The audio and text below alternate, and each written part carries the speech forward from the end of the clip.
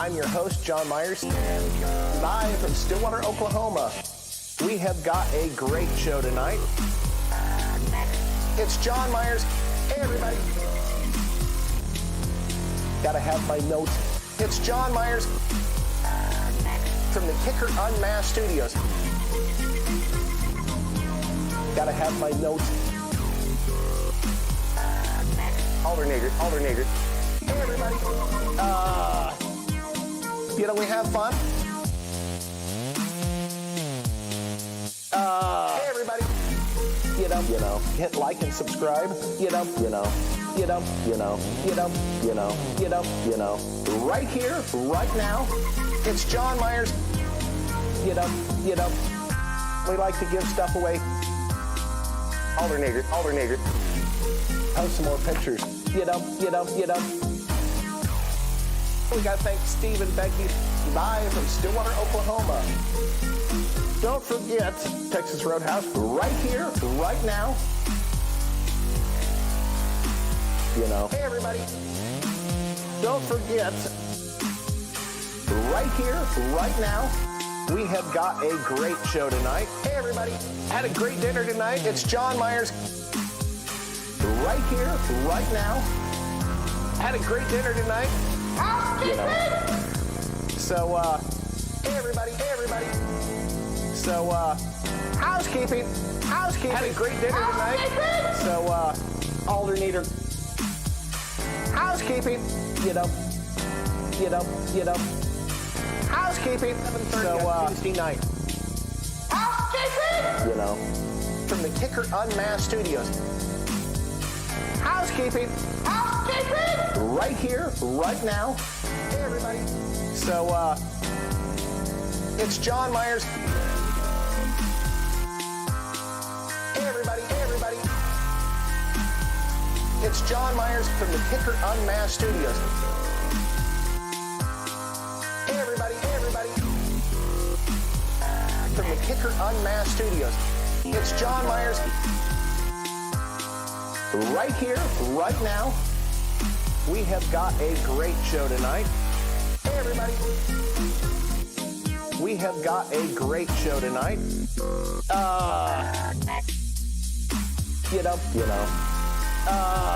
It's John Myers. Hey, everybody.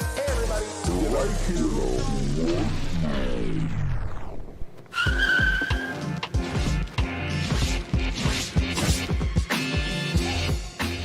Hey, everybody. It is Tuesday night, and if you're watching this and it's 7:30 Tuesday Central on the 9/5 of 2023, you are watching us live. If it's not that date, if that's a previous date from what you're presently living in, yep, it's recorded. Anyway, guys, it's good to be back. I've been out of the country and doing all kinds of fun things. So it's a pleasure to be back here. It's been a long time. I think we got a great show planned for you. We had a couple good shows while I was gone. They always take care of business while I'm gone. Of course, Andy was in the house. And when I say Andy was in the house, he was in the house. So that was a really amazing broadcast. If you guys get a chance, go back and watch it. I bet he was having a lot of fun with that one. And before that, we had Aaron Squared, Aaron Surratt and Aaron Malin doing some really cool stuff, talking about acoustics and the way sound works, and it's always been a lot of fun messing with that kind of stuff. So if you guys haven't seen that one, it also is a really good show to go back and watch. So we're going to have a great show for you tonight. As you probably see by my co-stars up here, we're going to be talking solo X-woofers, new versus old. As always, we got some giveaways. We'll talk more about that after the break, and I think it's about time to take a quick break, so let's dig deep into the solo X-Files.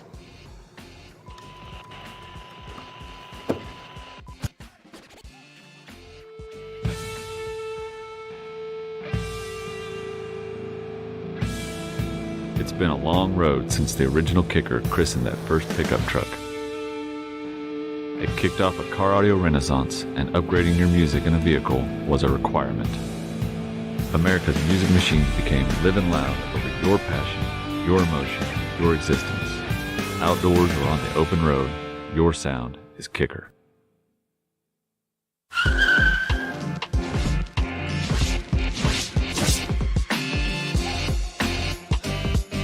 Back, and yes, I've moved locations. Guys, appreciate you tuning in with us. As always, I really appreciate all your support. You know, Bobby and Baba and Ashy, all you guys. And yes, John, we're going to talk Solo X woofers. You mentioned earlier you're getting kind of excited about this, and we're waiting for it, so we're going to have some fun. But along with my guest stars up front on the table with me, we've got Steven back behind the camera back there trying to make sure I look as, well, as human as possible, though that's not always the case.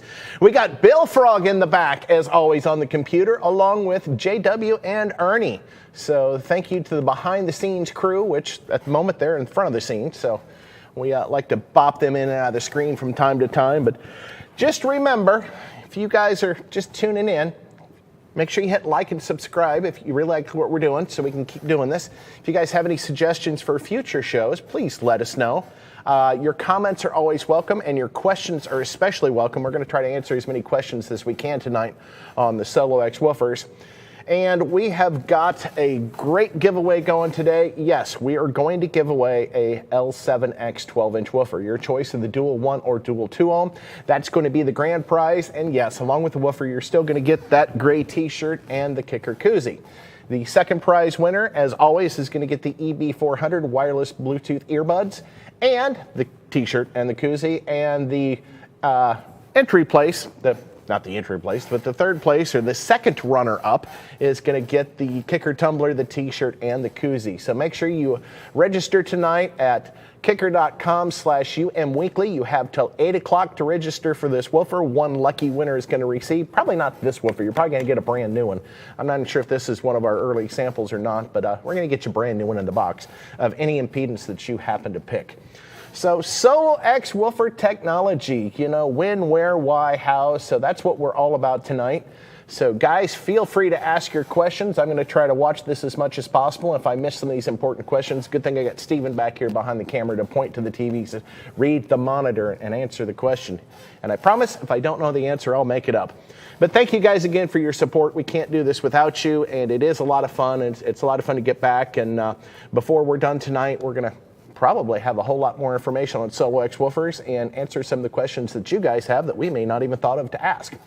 So what is the Solo X woofer? Well, this woofer was developed, I think we started developing this back in about '99 when we first introduced the original L7 woofer, but it actually came to market in about 2003.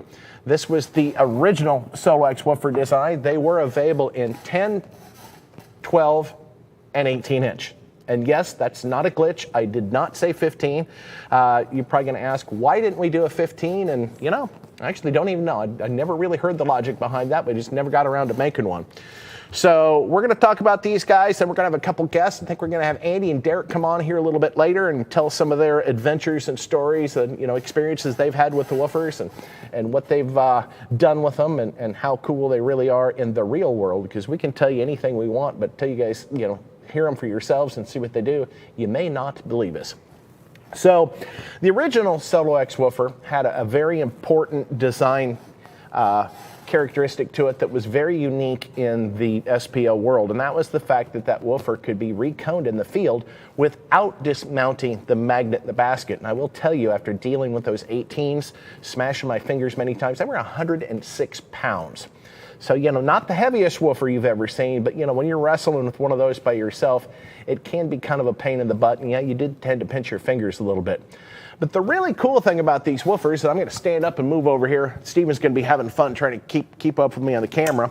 So the original Solo X woofer that we have here, and I guess I keep forgetting to mention before we get to the woofer, if you see on the screen to your left, we still have that PXA amplifier that's been in that tank since October of last year. So yep, it is still working great. It is still waterproof, and yeah, we still don't recommend you run your amplifiers underwater. But this woofer was really cool. This is actually the second generation, and you can tell by the dark gray cone. The first generation had a more of a silver matte cone, and that cone was actually a vacuum form cone, and we learned in the SPL field, you know, from a lot of trials that sometimes that cone could actually fracture under extreme pressure. So we went back and did some redesigns on this. Back in 2007, introduced the Series 2, which you see here. They originally had the foam surround And then when we went to the new version, which had the injection molded cone, we went to a Santoprene surround. And once again, that's got that large rolls on the corners to make sure that woofer had plenty of travel. Now, how easy were these woofers to recone? I'm going to flip it over here so I can do it. You simply would take out the screws on the front of the woofer and pull this cone assembly out. So this was kind of a neat process where this whole assembly would come out without having to dismount the magnet in the basket. Because once again, this was actually pretty heavy. So these were available in dual 1, dual 2, and dual 4 ohm versions. And unfortunately, right now, we're going to offer the new version in a dual 1 and dual 2. It just doesn't seem to be a need for the dual 4. We always try to follow the trends and do what's necessary to make sure you guys get the products you want. This did have a dual spider setup, which you probably can't see, but there's actually a spider on the top and one on the bottom. It had a nice large 3-inch diameter voice coil on the 12. It had great power handles rated at 1,000 watts continuous or 2,000 watts peak. You had the push button spring terminals, which would accept up to 10 gauge wire, which once again, we're talking 2003. Yeah, that was 20 years ago. It's hard to believe that we introduced these 20 years ago. So the only thing you had to worry about, the first versions of these woofers, this could actually be positioned in any orientation in the basket you wanted. And what we found was if people didn't put them in exactly the way they came out, if they tightened one side a little bit more than the other, they would tend to get a little bit off on the axis, and you may have a little bit rubbing from the voice coil. That's why, if I can find it here, there it is. Later revisions had a little notch, little hole cut out in one of the flat sides of the basket, and on the basket itself, on the cast aluminum basket, there was a little alignment pin. So that would tell you exactly the orientation you needed to put this back together to ensure that there wasn't any issues with the voice coil rubbing. Now, there were some other woofers, and I cannot remember the brand. I'm sure you guys can probably tell me in the chats up here if you remember who they were. There was another woofer that did something different where they actually just unscrewed the magnet assembly from the back of the cone. So you basically threw the whole basket, cone, and voice coil away and just screwed on a new magnet, or took the magnet, screwed it onto a new coil. So that was one design, but this one was pretty unique in the fact that you could literally replace this in the field without having to dismount this entire structure. So a couple other really unique design features on this woofer. If you look right in the center of this woofer, you see this funny looking thing right here. Well, that's what we call the Arctic cap. And I'm not going to go into the acronyms because I can't remember what that one means. The spare was a simple pull-apart insertable replacement. But this Arctic cap was kind of cool because it was kind of a predecessor to our forced air cooling technology. So what we did, we took that center pole piece, and I can't take this off, but you've seen center pole pieces that have a vent through the center. We took that pole piece and we actually cut it in squares. So we cut it this way and we cut it this way to break up that pole piece. So that did a couple different things for us. First thing it did was it gave us more surface area to dissipate the heat. So there's a lot of heat that builds up in that pole piece, and then that's then transferred to the back of the speaker to the back plate, which is kind of like the radiator.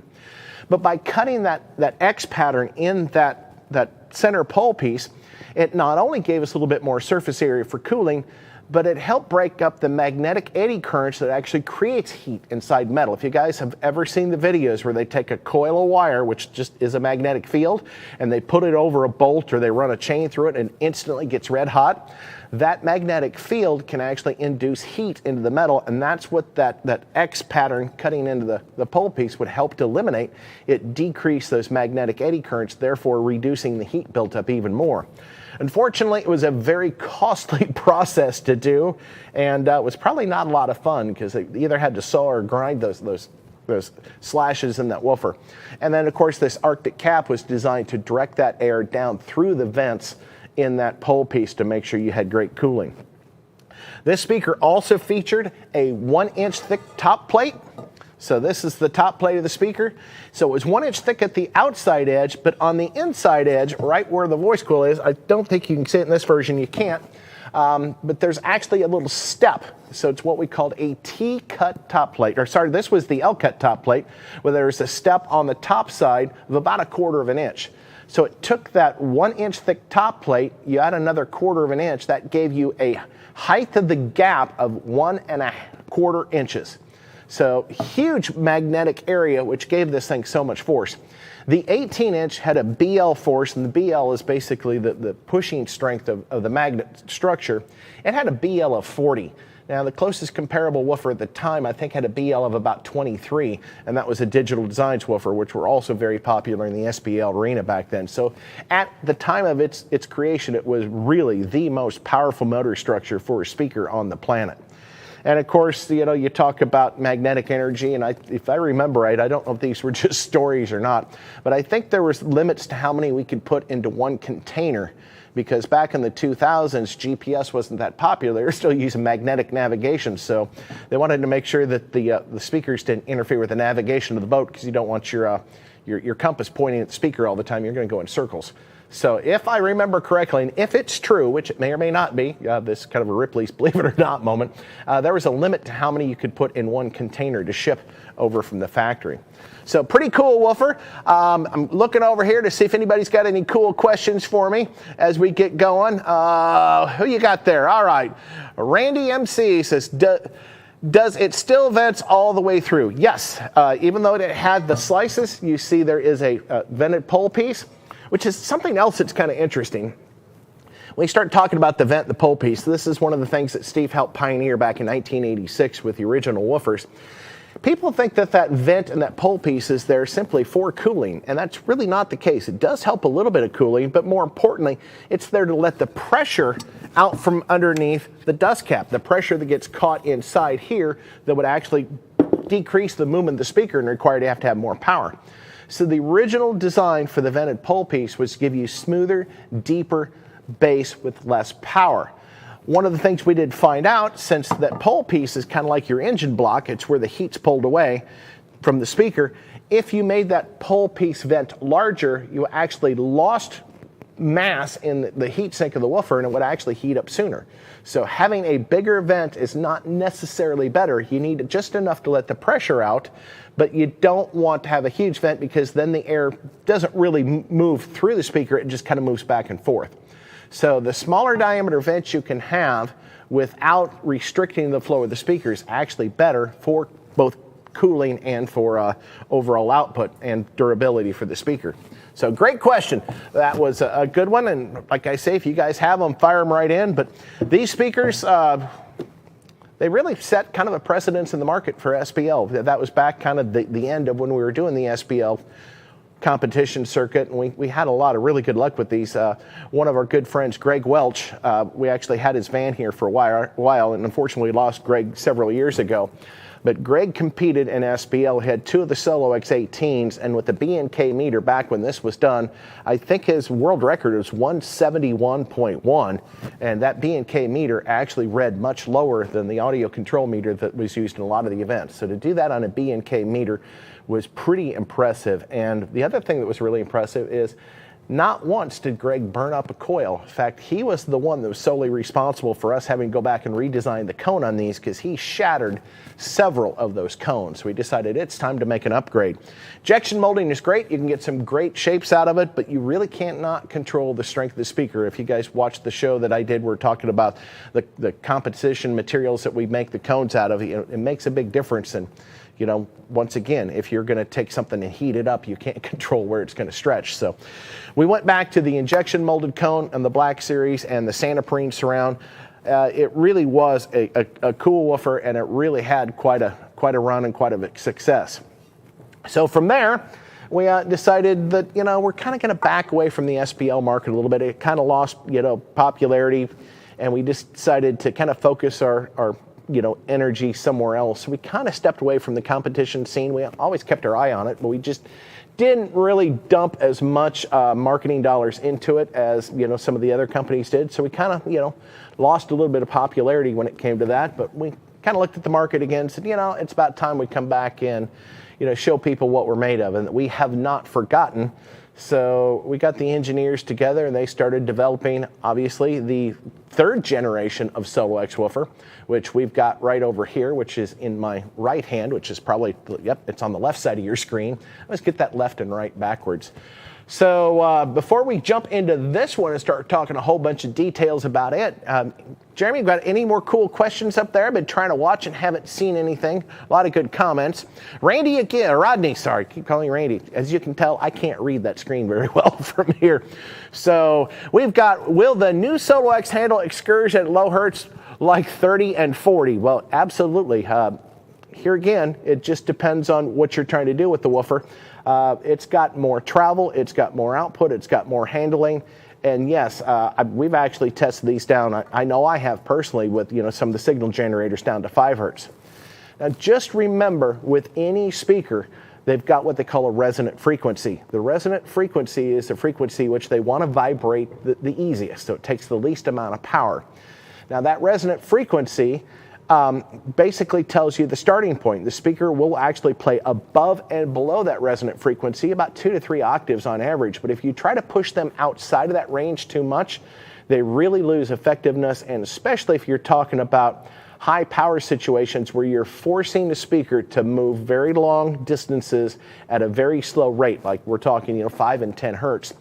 Essentially what you're doing is you're dumping a ton of energy in that speaker and you're pushing it very slowly, letting it move slowly, but you're using a lot of energy to control that. That'd be kind of like taking your average cordless screw gun or drill, pulling the trigger, letting it run full speed, and then grabbing onto that chuck and slowing it down. You're not stopping it, but you're slowing it down. You're still putting all the energy into it, but you're not allowing it to move to dissipate that energy. So that's how you can damage a speaker from basically too much power at too low of a frequency. It's almost approaching DC, which once again, that's going to be considered clipping or distortion. So yes, they will absolutely handle 30 and 40 hertz. In fact, the boxes we have are tuned at 31 hertz, and that's their tuning frequency. That's the frequency they really like to play. So another great question. So once again, they were available in a 10, 12, and 18 in the original SoloX versions, and they had quite a run, and they're still popular. We still see these baskets out there today. There's still a demand for them. People are rebuilding them with other drivers and other cones. That was until we came up with the new SoloX. So we're going to set this guy off to the side a little bit. I'm going to try to pick it up. It's actually quite a bit lighter than the other one. It's only in the neighborhood of about 36 pounds, I think. But this is the new cone replacement assembly for the new SoloX. Now this one is a little bit different. It's not able to be replaced without dismounting the speaker from the enclosure. You still have to, unless you mount an infinite baffle, and you can get to both sides, but that's kind of a different story. The way we designed this speaker, so you don't have to worry about the alignment, you don't have to worry about the voice coil rubbing, is there's actually screws on the front of the woofer and there's screws on the back of the woofer. And Ernie's got a video queued up that I did a little while ago that shows you exactly how easy it is to rebuild one of these woofers. It doesn't take any special tools. In fact, it only takes a 3mm Allen wrench and just a little bit of time. So when you buy your replacements for the L7X, you need to make sure that you buy the same impedance that the woofer was purchased with. So you'll notice this says 1 ohm dual voice coil. You want to make sure it matches up to the 1 ohm dual voice coil basket. The old SoloX woofers, they were interchangeable. You could buy whatever impedance you wanted. But with the new speakers, to get the maximum performance, the tolerances are extremely tight. They are not interchangeable impedances. So Ernie, if you wouldn't mind, let's go ahead and play that video to show them exactly how easy it is to rebuild one of these in the field without any glues, without any adhesives. So take it away, Ernie, and the video.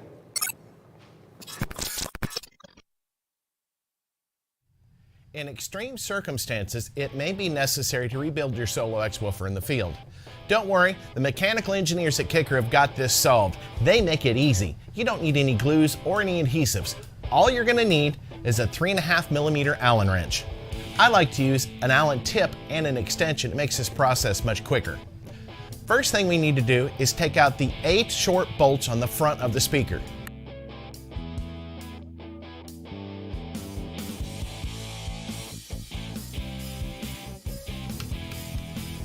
We'll set these aside in a designated location so they don't get confused with the back bolts. Next, we'll take off the trim ring of the woofer. Now we need to access the remaining 8 bolts on the back of the speaker. We'll turn it on its side to make this process easier.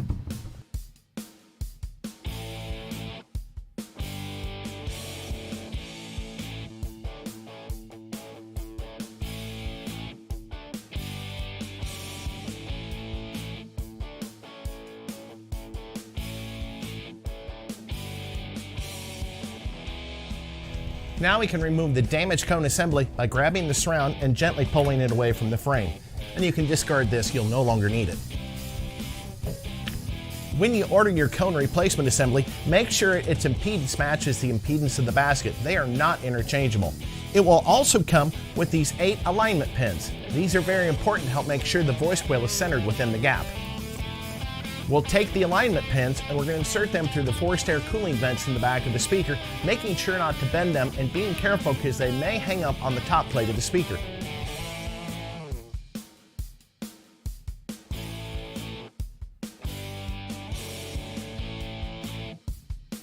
Make sure all 8 of the mounting pins are flush against the back plate of the speaker. On the front side of the speaker, you want to make sure the pins are resting against the pole piece. The magnet will help pull them in place. Something else you can do is you can bend them in slightly, so it's going to make it easier to align the voice coil on top of the pins during reassembly. Now we'll grab the spare assembly. This assembly can be mounted in any orientation. Now we'll carefully hold the pins and slide the voice coil over the alignment pins, gently snapping the cone into place. Make sure all the alignment pins are flush against the back plate to ensure that no pins have gotten outside of the voice coil when you're reassembling the woofer. Now it's just a matter of installing the 8 bolts on the back of the speaker, making sure not to cross thread or over tighten them.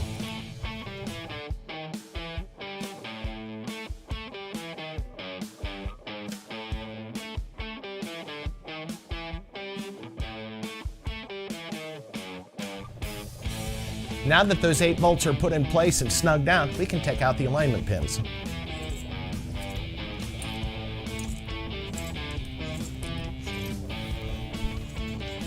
Now we'll flip the speaker back up on its magnet.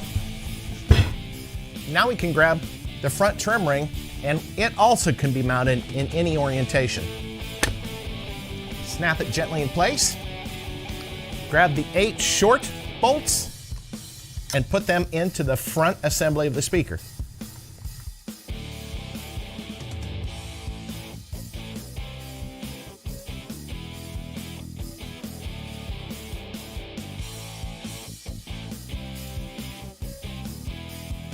And that's all there is to it.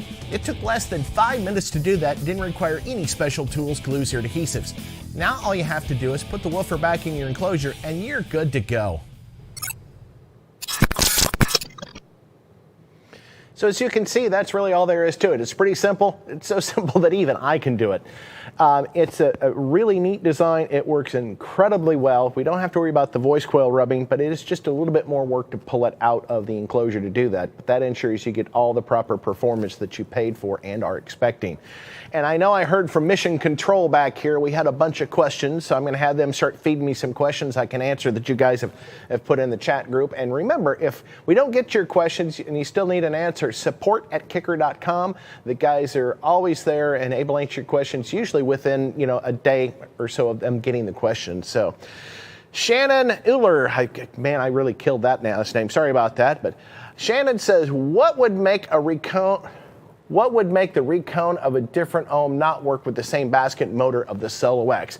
Very good question. And that actually comes down to the pole piece and the top plate. I'm going to see if I can't roll this forward and show you. So as we talked about, in the center of this woofer, you've got this Arctic cap. You've also got a top plate, which we mentioned. That top plate on that speaker is about 1 inch thick. There is a gap between that pole piece, which is in the middle, and the outer edge, or the inner edge of the outer section of the top plate.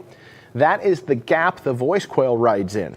So if you make the gap very large, you do not have to worry about alignment as much. It's not going to rub, but you do sacrifice a lot of performance out of the speaker. If we remember magnets, playing with them when we were kids, or even if you're still playing with them today, which is still pretty cool, magnets are, the closer they get together, the stronger the pushing or pulling force is. The farther they're apart, the weaker it is. So by having a really tight magnetic gap like we did on the original Solo X, and these are actually machined very tightly as well, the tighter the magnetic gap, the more energy we can get out of the speaker and the more efficiency we can get. So that's why it does make a difference, because the thicknesses of the voice coils on the dual 1 and dual 2 ohm are different. So that's why the performance is going to be affected negatively if you don't put the right size impedance back in the correct basket. So it's all about getting maximum performance out of the speaker. We had to sacrifice a little bit of the user ability to replace the cones. He's got to go back to the same impedance cone, but it does make sure you get the maximum performance possible out of that speaker. So great question. I appreciate you asking that. And I love good questions like this because we never know exactly what you guys need to know about these, but we're here to answer those questions as we go.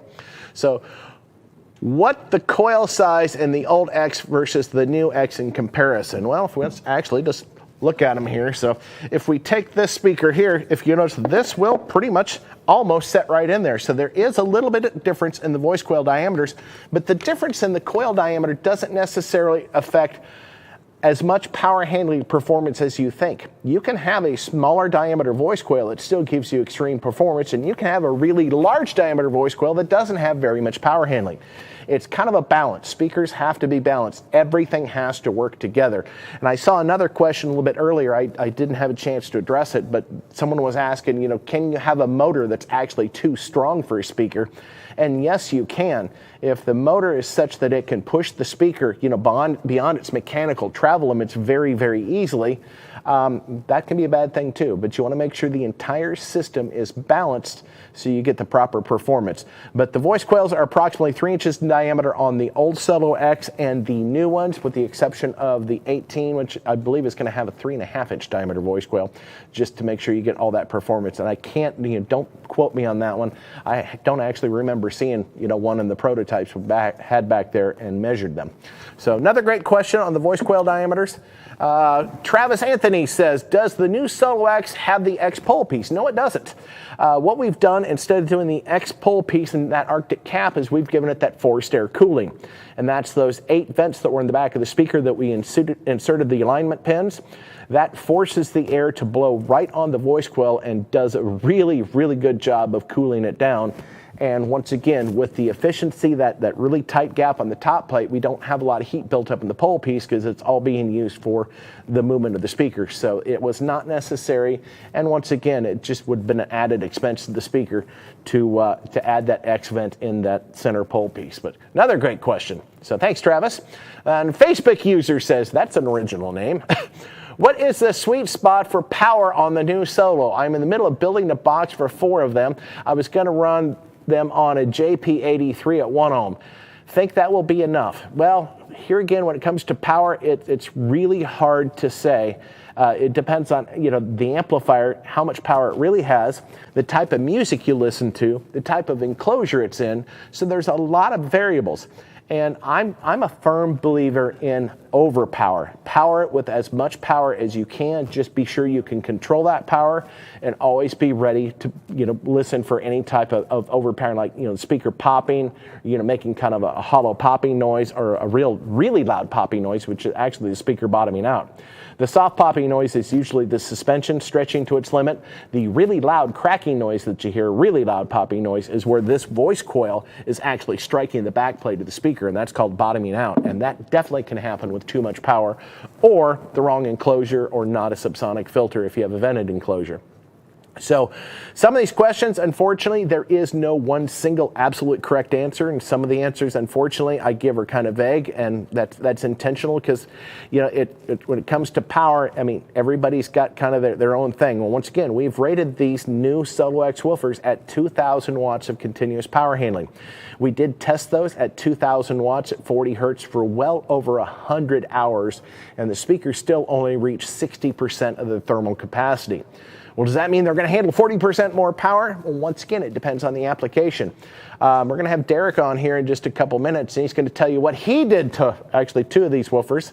I will let the cat out of the bag a little bit. If you haven't seen the video, he was probably the first person outside the company to effectively dismantle 2 of those mechanically with power. So we'll let him tell you all about that here in just a minute.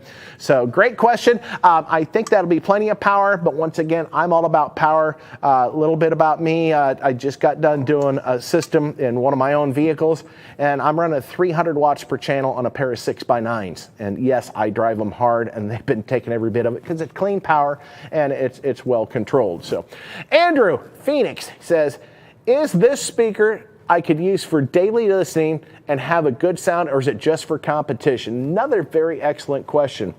It's one of the things that takes some of our products longer to come to market is Steve Irby, the owner and founder of the company, is a musician. He is very particular about how something sounds. These speakers do actually sound fantastic. If you remember, about a month and a half ago, we had Gary Biggs on the show. When Gary Biggs had a pair of the original Solo X18s in his Buick Grand National, he won world champion sound quality for IASCA and USAC with a pair of the 18s in the back. So these woofers absolutely do sound good. They sound incredible. I've been listening to them here in the listening lab. Of course, been listening to them in the Bronco back there. But the Bronco, it's kind of hard to listen to it with music because it's just too tempting to grab that volume control and crank it up and get those 912s pounding in that thing. So that's a whole lot of fun. But yes, they absolutely sound great. You'll love the way they sound. And if you want to push them into SPL and, competition levels, they will do that as well. That's exactly what they were designed for. They're designed to pretty much do the best in both worlds possible, and that's what took so long to make sure that this woofer was exactly right before you guys got it. That and the whole COVID thing, but we're not going to go back into that. So, great question. Christopher Hall says, what type of enclosure does Kicker recommend? We recommend for the 12-inch a 3 cubic foot vented enclosure, which is tuned at 31 hertz. So does that mean they're not going to work in a sealed enclosure? Well, yes, they actually sound really good in a sealed enclosure too. But as we know, a vented enclosure is going to give you greater efficiency, which means more output for the same power at a specific, frequency band. So if you're really looking for maximum SPL, the vented enclosure is the way to go. If you're looking for sound quality, I really like a large sealed enclosure. And just because we tell you that 3 cubic foot is our recommended enclosure, that doesn't mean that's the only enclosure they work in. It depends on your application, your vehicle, your tuning, what you're trying to accomplish. So they can do a lot of different things, but that 3 cubic foot is just a general ballpark of somewhere to get started. So another great question. Thanks, Christopher, for that. All right. I think JW is still scanning through. I know he's got something else he wants to throw up there. There it is. Bobby Treywick says, when at the Solo X coming out, the Solo X10 will be coming out probably in the next couple months. I mean, we've been talking about it. It should be out by the end of the year. That'll be the 10-inch will be the next one out, and then we'll have the 15. And by first quarter next year, by the end of first quarter, we're looking to have that 18 out. So by the end of the year, you will see the Solo X10 and the 15 will be coming to join the 12, which is presently shipping right now. So another great question. All right. Choke Change says, Kicker, any decision on a Solo L7X8? Actually, we'll take any information we can. I can neither confirm nor deny any rumors of an L7X8. Keep asking for it. The more requests we get for it, the more possible that you might actually see one. That or any other sizes. You want a 25-inch or a 30-inch? Well, keep asking. You get enough call for it, we'll do it. We're just that crazy. So another great question. All right. So Josh Krasowski says, why a square sub? Very good question. Square sub, the whole point is more surface area. As we know, a speaker is a piston, and they're technically called a transducer. That means it changes forms of energy. They change electrical energy into mechanical energy. So as a transducer, if you're trying to move more air to get more output, you need more cone areas to get bigger and bigger. What we've decided to do is rather than make it bigger that way, we're just going to not cut the corners off the speaker, which gives you anywhere from 20 to 23% more cone area, which means more output overall. Now, not only do you get more output on a single driver, but when you put multiple drivers together, so if we were to take, as an example here, these two and put them close together and put another one here, you don't have a lot of space in between the woofers like you do with round speakers. So by having square woofers and grouping them together, you get better mutual coupling, which means you get even more output. So there's a great mechanical reason for doing that. And once again, it does not matter the shape. That was one of the fun things I used to hear from other dealers, like, oh, it's a square speaker. I hear it produces square wave. Well, if you send a square wave signal to it, yes, it will produce a square wave.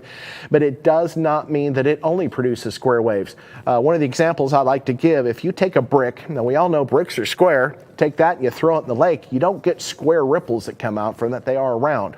So if you talk about the speaker itself, sound starts from this plane right here, you can't tell what shape that is. It's just going to move air. So it does not matter the shape of the speaker. As long as that cone is strong, you're going to get great performance. And to make sure we got great performance in that cone, it uses a 3 millimeter thick non-pressed paper pulp cone. The non-pressed paper pulp makes sure it's extremely light by keeping it very thick, that 3 millimeter cone. It's extremely strong. So great question. So that is why square subwoofers. So Apollo says, wait, the old one looks like it has more cone area. Well, you're right. It does look like it has more cone area because it kind of does. So what we've done, this was kind of an oversized 12-inch. It was kind of pushing the 13-inch mark. We went back to more traditional measurements. So this speaker is a little bit smaller in dimension, but with much taller surround, we do lose a little bit of cone area. But remember, that surround is moving too. So even though you are losing some cone area to the surround more than makes up for the difference in output. So yes, that's why you see a lot of these speakers with incredibly big surrounds and very small cones. Now, obviously, if we could make the cone come all the way to the edge of the basket and didn't need surrounds, it would be much better yet. But that's just not a physical possibility yet. So we have to use surrounds that are very tall and very wide to get the cone excursion that we want. And these things have about 3.5 inches of excursion. One thing we do is we make sure the surrounds are very tall. By taking that surround and bunching it up tall, we can get a lot of cone movement versus spreading it out and taking away cone area. So that's some of the geometry on how the surrounds work. So you can use a fairly flatter surround, that's a big surround but don't have a lot of cone travel, but you can also use a surround that is thinner looking this way, but then it has still a lot more cone travel that way. Think of a piece of paper. Well, in fact, let's just show you real quick. I happen to have a piece of paper right here. If I take this piece of paper and I've got a flat surround, it gives me less travel this way. But if I take that same length of surround and I bunch it together, I get a lot more travel. So that's why we use a very tall surround, but we can get by with having a little bit less cone area and make up for it with the travel of the cone itself. So another great question. All right, Arnold Smith said, what's the max watt difference from the old versus the new? Well, the old ones were rated at 1,000 watts continuous, 2,000 watts peak. The new version, which we have over here, they're rated at 2,000 watts continuous. And we're going to get Derek on here. He's going to tell you some of the peak powers he put to one of these things. So I think we're going to, well, actually, if you guys have not registered, we have closed the registration for the giveaway about 11 minutes ago. So sorry if you missed it, but if you're just joining in, we are going to be giving one of those away a little bit later in the show, near the end of the show. And we've got some other great prizes to give away too. So Shannon says, does the motor force mean the subwoofer can handle more power? No, it does not. And that's kind of a interesting term. Motor force is its pushing ability. And you can have a fairly small power handling woofer that's got a very strong motor. It just doesn't, handle the power, but it's got a very good ability to push. And that all has to depend on that gap. So the motor force has really very little to do with power handling, but it has a lot to do with SPL that the speaker is able to generate. Because if the speaker's trying to generate SPL and it's got a very weak motor force, even though it can travel a long distance and handle a lot of power, if it's got a weak motor, it can't produce the SPL. So those two really don't have a lot to do with each other, but they're also a couple things that are very important to know about subwoofers and the design. So like I mentioned, these things have to be balanced. Everything has to work together, and it's pretty easy for someone to go to a speaker manufacturer and say, I want that cone, that dust cap, that magnet, that basket, those terminals, and I want my name on it, and just pick them off the shelf, put them together, and sometimes they work pretty good, sometimes they don't. But what we do is we design everything in-house. Every bit of the tooling for these speakers we design, we own, we make all the parts for the speakers, and that's how we can ensure that we have the quality and the performance that you'd expect from a fine kicker product. So great question, Shannon. 25 hertz to life. How you doing tonight, buddy? All right. John, would you say Hi-Fi Vegas and Big D's videos also help solo X buyers on how to make the necessary change?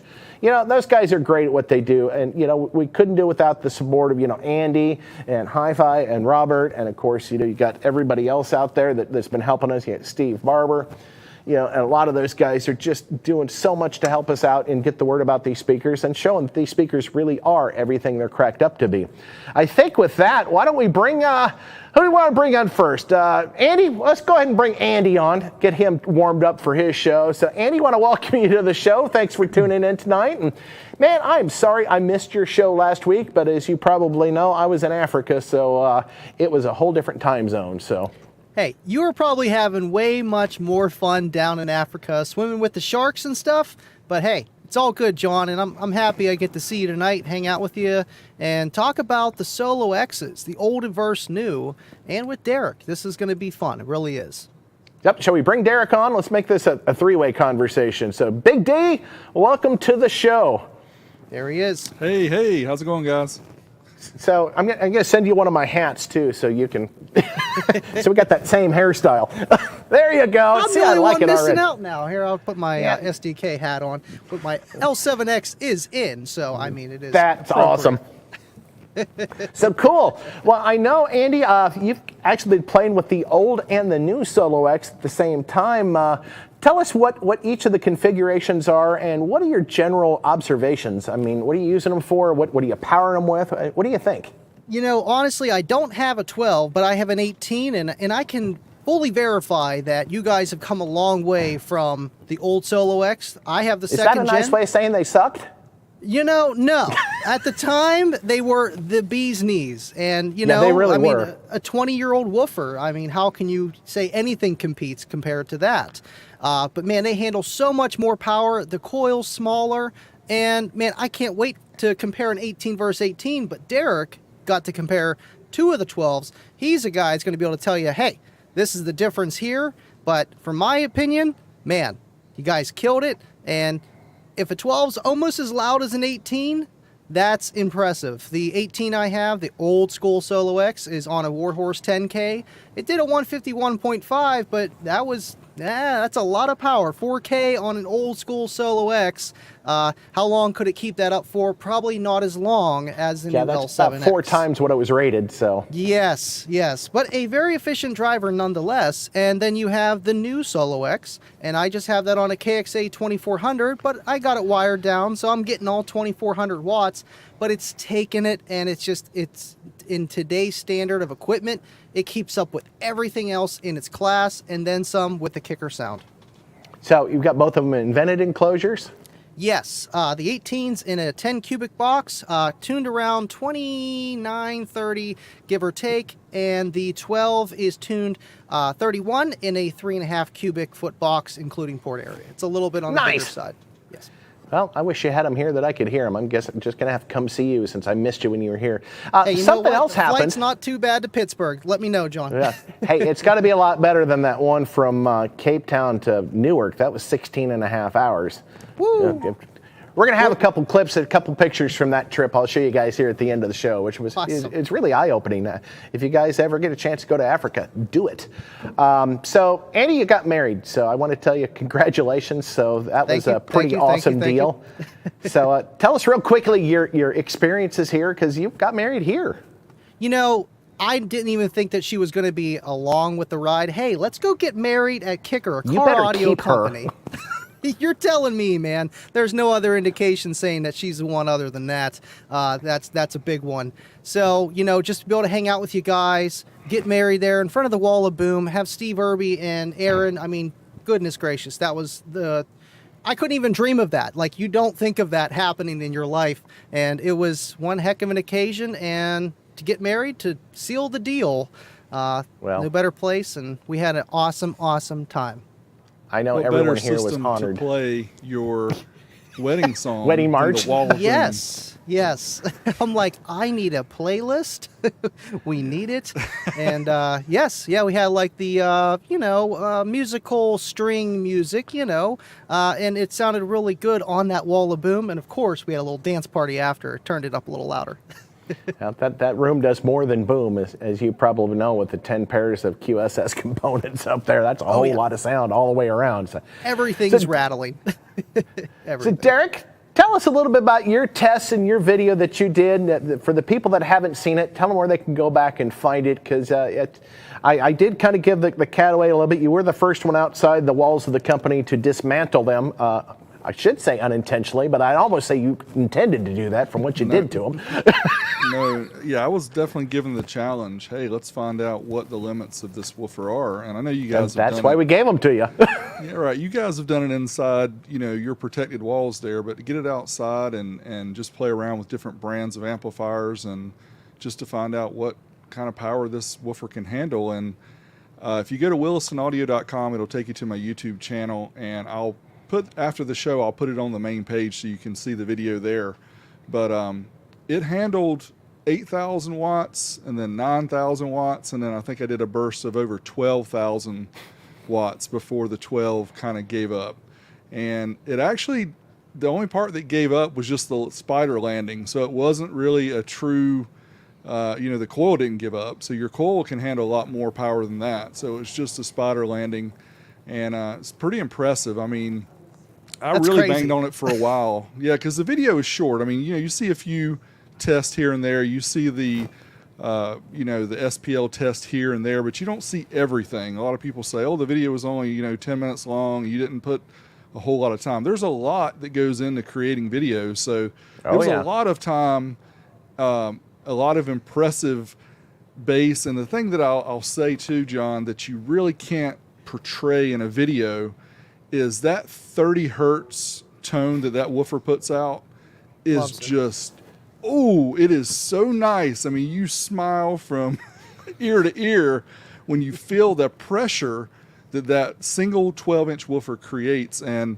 I like to compare it to the quad boxes. I do use the quad box on and off in the full-size Sequoia that I have, the SUV. And the single 12 and the 412s in the quad box, they have a little bit different sonic signature, but that single Solo X12 is really, really impressive. And there's a couple things, I'm sorry to keep going, but I had a couple things I wrote down that I please wanted do. to go over that I'm not sure that you mentioned. If you did, I apologize, but the old Solo X12 retailed for $1,300. Yeah, I didn't mention that. So I'm not a it's price guy, I'm a tech guy. It's considerably more than the new one, especially if you consider inflation. It's like close to $2,000, I think, before if you consider inflation. The other thing is those pins, the alignment pins that come with the new Solo X, those are for the speaker, not for acupuncture. Oh, you gave away But they're our very secret. sharp, so be careful with them. I hope I don't need mine anytime soon, but yeah, how sharp are they, Derek? They're I extremely often sharp. wondered where we sourced those from. If they really were acupuncture needles, they put a black rubber, plug on the back. But yeah, they are sharp and they're quite long. So you could, if you're good enough, use them for acupuncture to, restore your hearing. Or Not probably recommended. But yeah, overall, I mean, I had a blast playing with them. I think I did damage 2 of the woofers, but I pushed them well beyond the rated power. Like you said, you guys ran them 2,000 watts for 100 hours. So I didn't run them anywhere near that for that long a time, but I was running 5,000-6,000 watts, during song demo playbacks and stuff like that. And that's what ruined the second one. So it definitely will handle the power that you say, and if you're doing it for short bursts, it can handle more. I know you don't want to encourage that for people, but I'm like you, I prefer to have more clean power than what I need. That way you can ensure that the speaker's going to get the clean power, not the clip power. So the guy who asked 8,000? the guy That's a who ton of asked headroom. before That's a about ton. the JP83 and 4 of these 12s, I think that would actually be a pretty good mix, because that amp is about 12,000 watts, close to it. If you have the electrical, if you don't have the electrical, you need to make sure you have the electrical first, because you're not going to get 12,000 watts off a stock system alternator and electrical system. single so make sure battery. you have it. Yeah. Make sure you have the electrical, and that amp would probably do really well on 4 of the 12s. In most cases. So. Yeah, I agree completely. Now, you said something very important. You have the electrical with it, just like, having everything matched in the speaker, rather than, having one weak area. And same thing with your electrical system. Everything's got to work together as a team. It's all got to be matched. It's all got to be balanced.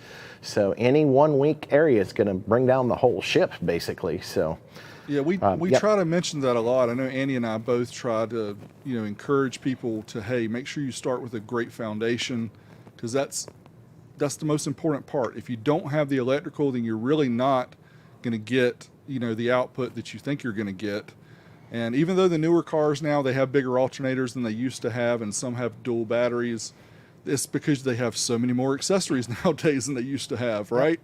So many more relays and everything else that you need in a vehicle. So just make sure that you are designing your system with your electrical in mind first, because if your foundation is not good, then you can put all the woofers in there you want and all the amplifiers you want, and you're not going to be happy. I love those tech calls when it's like, this is supposed to be a 500 watt woofer, and I blew it with a 100 watt amplifier. Or, they said they got a 5,000 watt amplifier. You're right. You have to have the power behind it to do it cleanly. And like I've always said, if you're burning up voice coils, more than likely you don't have enough power, whether it's rated power of the amplifier or power going to that amplifier to give it rated power. And if you're mechanically tearing them apart, like somebody that I know that shall remain nameless, Derek, then you're probably overdriving them mechanically just a little bit. But that's why we gave them to you. We want to see what they're going to do, and ripping them limb from limb is kind of cool in kind of a way. It's kind of barbaric, and it seems to me it's a lot more creative than just burning up a voice coil. Everybody does that. It's lots of fun, but I've got to tell everybody to make sure you check out Andy's videos, because him using that Warhorse and his Solo X18 is so cool to be able to see that amp. Of course, you cannot fathom how large that amp is unless you see it in person. No. Even showing it in the trunk of in the hatch of his car. 38 inches wide, if I remember right. It's as wide as the box, and the box takes up the whole car. So We'll literally have to do a person like I did with the quad box beside me in the Warhorse. You have to be able to see it in person to understand how massive it is. But I love the way Andy is going the old school route and using the Warhorse as well as the Solo. That is so fun, and I'm just happy to see that, and he's been doing really good. The videos have been great, Andy. You've been getting really good sound pressure out of that old sub too. Thank you, Derek. That means so much coming from you. And man, I love the build. I always wanted to put them two together. They're a match made in heaven. I've always had the 18. I never had the Warhorse, and having them together, it's awesome. But it's like, maybe if they have an 18 and then maybe a Warhorse or two, I might pull it out, but it is awesome. I love it. I'm enjoying it while it's all together, and it's really cool. But the new one is great. The old one, I've had it for so long, and all I wanted to do was, I wanted to do a 150, but I wanted to just get it as loud as I could, and I'm there. Like there's nothing else unless I just tune higher and I go for just SPL numbers. I mean, a 151 at 35 hertz, that's pretty loud for a 15 That's on 4K. impressive. Yeah, that's impressive. Now, It's unfortunately. impressive. Go ahead, John. Unfortunately, with the talking about amplifiers and these speakers, not to go on a different subject, but that original Warhorse amplifier was both ahead and behind its time at the same time. I mean, it really came out about 5 years too late for the big SPL market. But now, of course, the big SPL market's gone past it. Now it's like you say, it's old school. They're getting so much smaller, so much more efficient.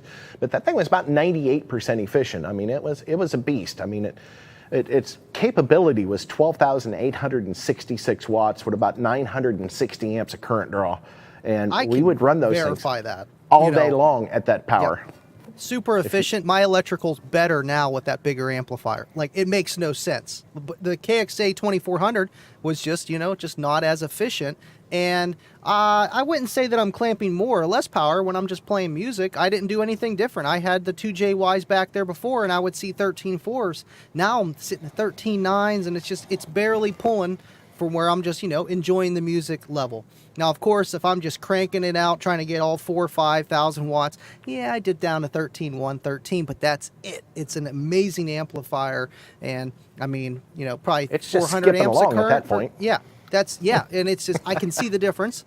And some people say the tonality of it or the noise, and it's not a SQ amplifier at all.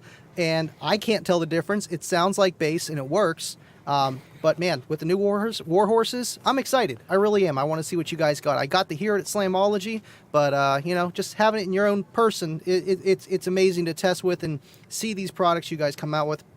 Derek's been putting out a lot of videos with the L7X, and I can't wait to see everything else, man. It's going to be awesome. Yeah, it goes without saying that I really enjoy doing a lot of testing of old school equipment, and I've tested a lot over the years. And to a company like Kicker and some of the other brands who have quality products that were made way back in the day, it's really impressive. Not only for these amps to still be working today, but the fact is they're working in daily systems for a lot of people. So what that tells me is, as somebody who's going to put my money down to purchase a product, I really want something where somebody's invested the time, the energy, and the effort into making sure that it's really going to be worth the money that I'm investing in the product, and it's going to last. And if I come back 20 years later and say, hey, I'm back into bass, had kids have grown up, they're going to college, whatever, I'm ready to put my subs back in, then you get your 2023 Solo X subwoofer out, and you get your Warhorse amp that hasn't come out yet that will be out soon. Yes. It is quality stuff that lasts forever, and that's one thing I always hear. Oh, I got that. My Kicker subs are still playing. I got them sitting there, or I had them back. My dad had them in high school. Whatever the story is, it's quality stuff, man. It's worth the a little bit extra compared to what's out there today. Well, when you start talking about things lasting, obviously, when you get foam surrounds on speakers, that's usually the weakest point of a speaker, but there's nothing else in the speaker that really is going to deteriorate just in time in general. Now, with amplifiers, obviously, if you're pushing, the voltage to the limit, you're really, stressing the caps out. That can be an issue, but in the long run, about the only thing that can wear out over time on an amplifier, if they're not pushed beyond their limits, are the capacitors. They just physically dry out. They stop, performing like capacitors. So those do kind of have a shelf life, and there's no, set rule they last this long, or you got a replacement this long. But there's a lot of really good older products that work just as well, when they were built 20 years ago today. So, yeah, again, the impressive part to me is it just shows the effort that was put into the product when it was developed. And of course, things like capacitors, they definitely do need to be replaced. And I'm glad you mentioned that, John, because people who are using the old equipment, make sure you do get your capacitors swapped out. The electrolytics will, they will drain the fluid, and not only that, they will just lose their, their metrics. They will no longer work the way they were designed. They don't capacitate. Is that just like the filter caps, pretty much, or just all the caps inside? Yeah. Yeah, the electrolytic ones are the ones that just lose their. For some reason, I'm just losing the word I want to say, but lose their juice. Well, that kind of. But there's another the standard that they're built to over the years. They kind of drift when.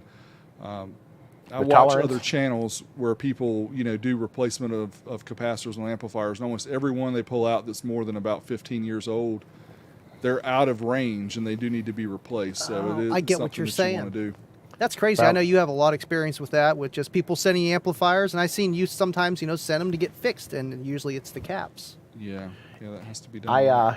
I'm an avid fan and collector of vintage hi-fi for home as well. And I've been recently collecting, vintage 1978 phase linear amps, and there's like rows and rows of people that sell recapping kits for all the different models, and not only amplifiers. I mean, for the preamps, the tuners. I mean, the capacitors. They don't last forever. And like you said, it's usually the electrolytics, the mylar and the polypropylene don't usually have as much of a problem. But just, if you got some old product and you want to get the right performance, take it to someone that knows what they're doing, that puts quality parts back in and the right parts back in. Right, exactly. But as far as the video here is about the subwoofer, so I apologize for going off a little bit on amplifiers, but it's understandable, Derek. It's totally understandable. The new Solo X12 has definitely been a lot of fun to play around with. I know Hi-Fi Vega has also done some testing as well, and he actually put his in his truck and he took it to a show, and I think he had a 3,000 watt amp on his, and he definitely surprised a lot of people at the show with that single 12. So it's always fun, to get people to see the products, because a lot of times you're seeing them online or you're seeing videos, but seeing them in person definitely can, you can't experience that feeling unless you feel it in person. So it's great that people are going out doing that. And I think it's a really impressive product. I know it took a while with COVID and everything that happened with the design process and all the holdups, but you guys did a great job with the sub, and I haven't really heard any negative feedback about it. About people that have actually used it. And we take good feedback as well as bad. I mean, if we get negative feedback, that just tells us where we need to, look at it and see how we can make it better. We're constantly improving the products. We do that with pretty much all our products. We do running changes. If there's something we need to change with that, a certain part or, a manufactured, or way it was designed, we'll do that. So if we get negative feedback, hey, we'll take it in stride. If we don't get negative feedback, we don't know what to make better. So never really be don't afraid think to you're let us going to know. get. I don't think you're going to get too much negative feedback just because it is a really good product. There's always going to be those people, like we were saying, not enough electrical, expecting too much out of the equipment, whatever. Anytime I get out of Kayla's car with the L7X, I am like, damn, that's 112. Like every time almost. Like it is just impressive. Like I don't know what it is. And it's like, man, I run a bunch of other kicker stuff and even the 18. And it's like, this is doing so much more on so much with so much less. I think you guys really hit the nail or ball out of the park, I guess, whatever analogy. And for what people are looking for today with subwoofers, bass, DJ rusticles, 40, 30, 20 hertz, and it's just there. And it's going to take it. And I know it's a 3-inch coil versus, the 12 is a 3-inch coil too of the old Solo X. The new one's a 3.5, and it can't handle as much. And so I know that new 12 is going to handle a lot more than that 12 beside you, the old one. So what they've done with technology is just insane. If you guys have not gotten an L7X yet, please, if you can get one, get one. I know they're not on the website yet, but your local kicker dealer will get them as soon as they can, and maybe on the website, who knows? But regardless, get one if you want bass and something to last. There's a lot of choices out there, and I try to make it simple, yet, hey, you know what? You want something that's going to work, and it's not crazy expensive, and it's quality. Yeah, I like kicker, but it's good stuff, and this is going to be right up your alley, and it's going to be worth every penny. It's going to last, and even if you blow it, drop it in new recone. You don't have to ask your buddy, hey, you got an E6000 CA glue? No, we're good. Just drop that thing in there. You're good to go. Andy, I think you need your own show. I was thinking about it. I had an extra camera laying around here. I was like, you know what? Maybe I should start that. You know what? If you said so, I'll do it. Well, I'm going to see if JW's got any questions for either Derek or Andy. And I saw a comment earlier. John Gotti was asking about us making head units, and we do. We actually make marine source units. So if you go look at our media centers, we get a lot of guys using those in the hot rods and other projects as well. So that's still an option. We do make some head units, but they're called media centers for boats, but they work very well in cars as well. So Larry Keller asks, at Kicker, can I tune an L7X to 37 to 39 hertz for more output? Of course you can. So it's all in the application. And here again, enclosures, you're tuning the enclosure, and it's how well the speaker works in it, but it's all a match system, and you can tweak different parts, the area of the box, the port length, the port area, to get it tuned exactly where you want it. Once again, and the type of enclosure makes a difference too. If it's sealed, if it's vented, if it's a bandpass. So absolutely, it's just experiments you have to try. Yeah, it's definitely a rabbit hole where it's like, man, there's lots of variables with tuning, box size, what the driver likes. If you're trying to make an SPL driver, Burt machine, absolutely. Yeah, you're going to want to make the box maybe a little bit smaller, tune a little bit higher, more port area. And, it's just like any other woofer. But, with the FS of 40 hertz, yeah, go ahead, man. It's probably going to get pretty loud up there, too.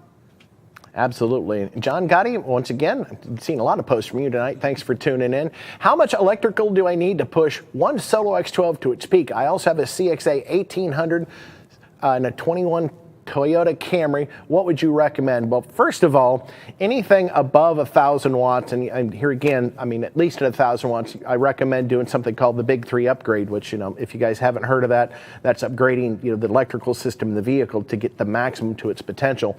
But anytime you get over 1,500 watts, I usually recommend another battery. So what do you think, Derek and Andy? What are your thoughts on this? I know Andy has done some more testing than I have on he mentioned earlier the JY, the little lithium batteries that are NXTs. Capacitors and batteries together.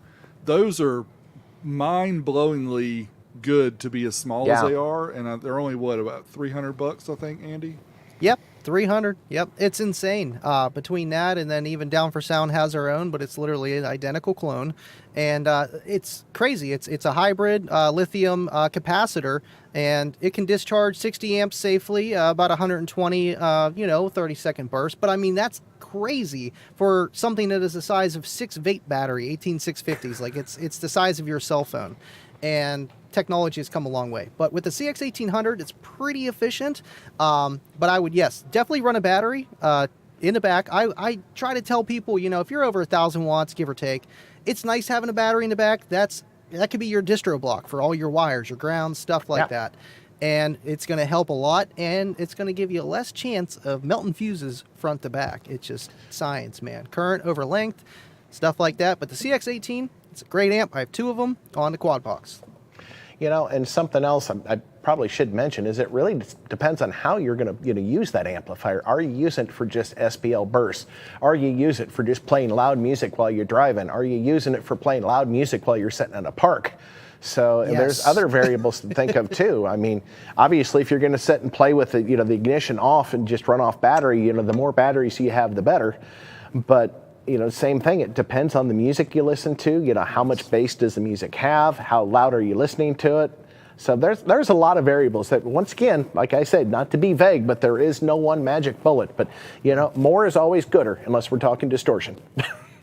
Yes. All right. So Bobby, how you doing, Bobby? Good Thanks question. for joining in again tonight. When rebuilding the Solo X, is there a need to torque the screws? Yes. You want to actually torque them to 20 inch-pounds. There actually is a sequence, which if you watch that video again, and you can see that video, it's actually posted on the Kicker website in the Solo X section. It is a crisscross pattern. Any guys that are mechanics out there, when you're tightening up your lug nuts on your wheels, you don't just start in one and go around in a circle. You always go opposite, make a crisscross pattern. And the same thing when you're torquing the screws down. You would literally start here, here, here, here, then go across. And there is a fairly set pattern. You don't have to follow it exactly, but as long as you're not just starting at one and going around, because that will tend to warp the basket a little bit more than if you give it even torque. So yes, 20 inch-pounds is the torque rating for that speaker, both for the screws on the back side, and those screws on the back are longer than the ones on the front. The ones on the front just have to go through the mounting surface of the woofer, which that's actually the one we're talking about. So make sure you do not mix the screws up and put the longer ones on the front, because you will not be able to tighten them down all the way, because they'll be hitting on your mounting baffle. So great question, Bobby. Thank you for asking, and thanks again for tuning in. So Heather and Dennis Pike, are the new Warhorse amps Chinese or Korean? Aren't they Kicker? Yes, they are. They're actually completely designed by us. I'm going to have to say, that's a funny question. I'm stalling because I'm trying to remember, because I actually haven't had a whole lot of time to play with those yet, because they're still pretty, heavily into development. We don't have a lot of them around. I think, and Bill, if you're back there, you might be able to correct me. I do believe they're still Chinese built, are they not? I was going to say most of your amps, from what I hear, were China boards. Yeah, and we are moving away. All the new CXA amplifiers, the CXA-Ts, the T stands for Taiwan. So we're also looking at other venues. The guys have been to Vietnam, they've been Korea, they've been to a lot of other interests, Thailand. So we're shifting some of our manufacturing to other areas, not to keep all of our eggs in one basket, because we know what happens when that happens and something goes wrong. Don't remind me. Yeah, and that's just the manufacturing location. Once again, everything is designed literally from the ground up. I just ran into Fernando in the back. He's our amplifier engineer that developed the Warhorse amplifier and the CXA amplifier. So he's actually testing some other new amplifiers in back. Was up here at night. He comes up a lot in the evenings when he can work without a lot of people around and do a lot of power testing.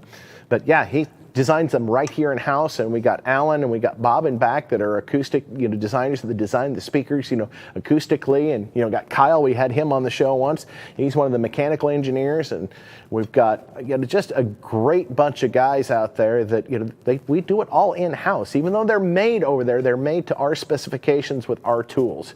So like I say, we try to control it as much as possible. But great question. So I don't have an actual answer. I'll probably have to get back to you on that, but I'm going to pretty much guess that since we started building those several years ago, designing them, that's probably going to be a Chinese design amplifier. Now, will it stay there, for its duration of its life? Don't know. The CX amplifiers did shift.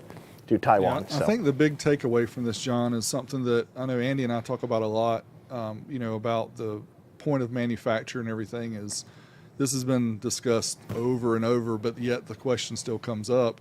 And there's some stigma with things being made in China versus made in Korea versus made in the United States. And it all really comes down to economics, right? Because Kicker is one of the few companies that have engineers that design their products completely, right? Start to finish, you design it. Sure, you get different samples that come over, you have to modify it and everything. But a lot of, I'm not saying other brands, but they'll go check little boxes and stuff like this and choose things off the shelf. So when you're going through the process of doing the full design, you have to do your place of manufacture where all your parts are available. Well, I don't know if anybody has looked for parts in the United States that you can purchase. Yeah, we have. They're not amplifiers. Wow. They don't make them here anymore, okay? All the machines that make the amplifiers were shipped overseas years ago. So there's barriers to entry that would cause these products to be 2, 3, 4 times their current price in order to have them built here in the United States. Now, we're all wave the flags, want everything made here. Don't get me wrong. I'm not saying we shouldn't. All I'm saying is this is not something that just happened yesterday. This happened many, many years ago. And the fact that we're stuck with it now, but you guys have already talked about, trying to diversify a little bit and make it so that you're not stuck in a situation in the future. But it's important for people to understand that you didn't choose to make it over in whatever country because that's what you wanted to do. It's literally you chose it because that's where all the components are available, all the assembly, all the labor that will actually do this work, because people here in the United States want $15 an hour to flip hamburgers. So, right. It's just He went there. Hey, I went there. That's why there's no dollar menu anymore, people. This is how economics works, right? Rates, you pay people higher, you're going to pay more for your burger. Sorry. Exactly. Okay, I'll get off my high horse. Sorry. I agree with you completely. I'm just to mention something else that's kind of interesting is I know that, that is trying to change. In fact, what's really cool is literally a mile away that way from me, there's going to be a new Neo magnet manufacturing plant. Ooh. So we're working on trying to get, that doesn't mean we're going to be using that Neo, but we're trying to get some of the manufacturing back into the U.S., but right now it just is not cost effective. You can't be, a competitor in the market and do everything over here because there's no parts. Well, that may be the one good thing about COVID, right? Because it taught us that, hey, we're depending on one source to get everything. Hey, now we need to diversify, whether it be Vietnam, whether it be Korea, whether it be United States, we definitely need to diversify. So I think it's a good swing. So maybe it was a good thing that happened out of COVID. Another thing. Good and bad all at the same time. Yeah. Jeremy, we got any more questions for these guys? They've been so good at answering the cool stuff. I know. I was going off on tangents. No, I think they're doing good. So I love that you brought that up, just because people say that, blah blah blah blah blah. And the cool thing about it all, and what comes down to what product comes overseas is good or not, is really the quality control. Working with the companies, having a relationship with them, checking their stuff, and you build trust, and you don't have to check everything once you gain that trust and you get good products coming overseas. And if that happens, the product's going to be great. If you just click and ship and you're not even looking, you're not even checking, you don't know who you're buying from, 9 chances out of 10, it might not be the best product that's coming to your customer's door. And I think that's the Kicker difference, the name brands that are actually going out there and developing, having people pretty much working for them overseas, checking the equipment that they're making and then sending it over and then checking it again. You guys spare no detail, and it's awesome. It really is.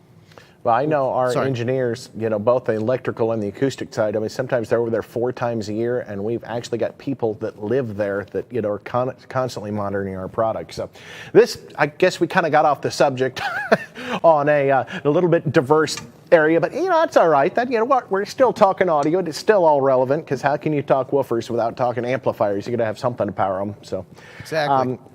These woofers, they're just incredible. It's so exciting to finally have them out in the market. And, with all the engineering and testing that the guys have done and put into them, until you get the public response, you just never quite know how they're going to be, received.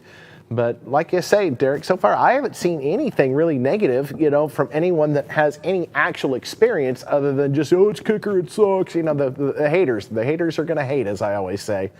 But the people that actually have had the products, I've not really heard anything negative at all, other than that one goofy guy that launched 2 of them from too much power. But got to watch out for those people. Don't be giving them product for testing. Good gracious. Oh, I'm sure our guys will send them something else sooner or later. So, but Hey, guys, I I'm wrapped the old one lasted up in. Sorry, I wrapped the old one up in a bow when I sent it back. So whoever got it, you're welcome. I'm surprised it lasted as long as it did. I've never put more than maybe twice the RMS, like 5,000 watts plus to a quad box. I mean, and they weren't launching themselves. And to put 4 times the RMS more, you were at like 11,000 on that thing. I think 12. Yeah, right at 12,000. Oh, that's it. Jeez, man, that's insane. That. And what's cool is you have the stuff to be able to test that. That Yes. giant test bench. Just roll it out to the car. Let's see what it does. It's awesome. I'm glad you did it. And I don't see anyone else really putting that much power to a single 12. So I don't think that problem is really going to happen with anyone else. Well, the funny part is, I have the availability of a second one of those amps strapped, so I was Oh God. I was going to do that if I had to, but we didn't have to go quite that far. So maybe the 18 can handle that. We'll see. He's on it. He's ready. Steve, I like your post up there. Can't wait to show the public what these new woofers can do. I can't wait for you to do it either. So we've got a lot of really, really good supporters out there. Drew Jones and Steve Barber, all you guys, thank you so much. And, we encourage you guys, push these things. Let us know what we do to make them better, because that's, what we're about here at Kick. We haven't been in business for 50 years by just doing what we want, not listening to people. Hey, we John, do listen. I want to give a quick shout out to Sure. Gene's Audio Center in Havelock, North Carolina. We were at the beach a few weeks ago, and I've never been to Gene's shop, but he's been in business since, I think, 1972. Wow. He's been a kicker dealer for many years, but so we made the trip there one day. High Five Egg and I were at the beach, and we went and saw Gene, and we just had a really good time. He was real busy. Wait doing a some minute. installs. I just don't want to picture you two at the beach in a bikini. Well, Sorry. families too. I've seen not the just- picture. Okay, It's all right. great. That's different. Thank you for I don't clarifying. share that stuff on social media because I'm a private person. It's on the Patreon. Go check the Patreon. That's right. Derek's Go Patreon. check Patreon. But anyway, so Gene, really cool guy. Been in business since 1972. But the interesting part about Gene is Steve Irby must have a twin. Literally, Gene he reminded me so much of Steve. I had to ask him. I said, "Do you know Steve?" And he's, "Oh, here's a picture of me and Steve, together." And I'm like, those two just really. I mean, and you understand if you've ever talked to Steve before. Really nice guy, really soft-spoken, but extremely smart. And Gene was the same way. And Gene, just a quick shout out to you if you're watching. If you're not, maybe you'll watch it later. But your shop was cool. You sell kicker products. Had a good time. Thanks for having us. Now you're making me wonder if I've been there.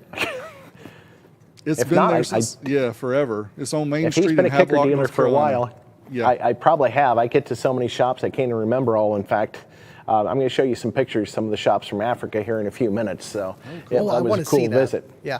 It's always been great to get out and see what people are doing all over the world, and that's one of the cool things about kickers. I think we deal with like over 50 different countries, so everyone's got their own little style of doing things and different ways, and once again we listen to those people just as much as we listen to the guys over here in the U.S. So that's why the products do what they do. So I don't think you got any more questions, Jeremy, for the guys, do you? I know we're running kind of long on time here, but you get the three of us on the screen here and an open mic. I think you asked for it and you got it.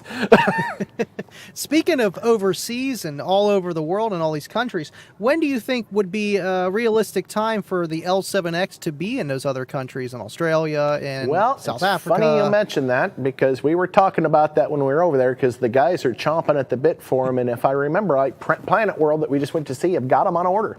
So there's nothing stopping them from bringing them over right now. We're still not doing them on the internet, but they are legitimate brick and mortar dealers. The problem with that is the expensive shipping stuff. They get pretty expensive, but I think on something like that, they don't have to come into the U.S. before they go there, so we do save a little bit on taxes. that's a whole nother topic when you get into that kind of stuff. Nice. But So the it would guys just go right from your manufacturing company Yep. right to their door. That's Yep, we that's do awesome. have a international warehouse that stuff goes to, and they basically buy from that warehouse unless it's special occasion. Then they get it from the U.S. warehouse. But I will tell you, shipping stuff. I mean, this is literally probably almost 15 years ago or more. I was going over to Australia to do some trainings, and I wanted to take 2 boxes of T-shirts. Well, didn't want to carry them on the plane, so we shipped them. It was over $900 to ship 2 boxes of T-shirts. So, Jeez. yes, Talk freight about a is- deal. And Should that have was bought it 15 an years airline ago. ticket. Well, actually, what we should have done is we should have sent them the artwork and just made them over there, which is kind of what we do now. Yeah, that Stuff would like have been your that. so- carry-on. yeah. Be a nice pillow for when you get stuck in the airport. But anyway, so guys, if you want to hang out, that would be awesome. If you guys need to go, and I do always, welcome you guys to the show, and thank you both for your support. I mean, we can't do this without any of you guys and all you viewers out there. And I know everyone's chomping, who's going to win the woofer? So, yeah, we've got to get going to that point. And I think Bill's probably sitting back there going, when we going for our drinks? That's kind of our thing. We go out after the show and we grab a cocktail or two and unwind. And Bill recaps What did you guys some of have the cool for questions. dinner today? What you guys have for dinner? What do you think we had? Just take a wild guess. 5 Guys? No. No? Texas don't know. Roadhouse. There Texas you Roadhouse? go. Oh, that's too easy. Too easy. It I love is. me some Texas Roadhouse. I do. And I haven't had it for long. I will tell you guys that I had probably some of the best steak I've ever had in my life over in Africa, and it wasn't cow. Are you sure? You sure Yeah, about well, that? it was actually one of them. It was Wagyu beef, which was cow, which is Japanese. The other one was called a Springbok, which is kind of, I don't know what, it's more like a deer or a gazelle or something. But yeah, that was extremely good. So those guys do know how to eat over there, and I think I probably put on at least 7 or 8 pounds while I was over there. 'Cause all we did was eat and drive around. Yep, and, that's vacation, man. That's all you do is eat. I couldn't stop eating in Stillwater. I'm like, I am tired of eating. I don't want to go out to eat again. I just want to sit here and do so nothing. Andy, what did you have while you were here? I had a lot. And? A lot. Eskimo Joe's, Boomerangs. Man, I can't. Sonic, of course, Keep we had to stop going. at Sonic. Bronze.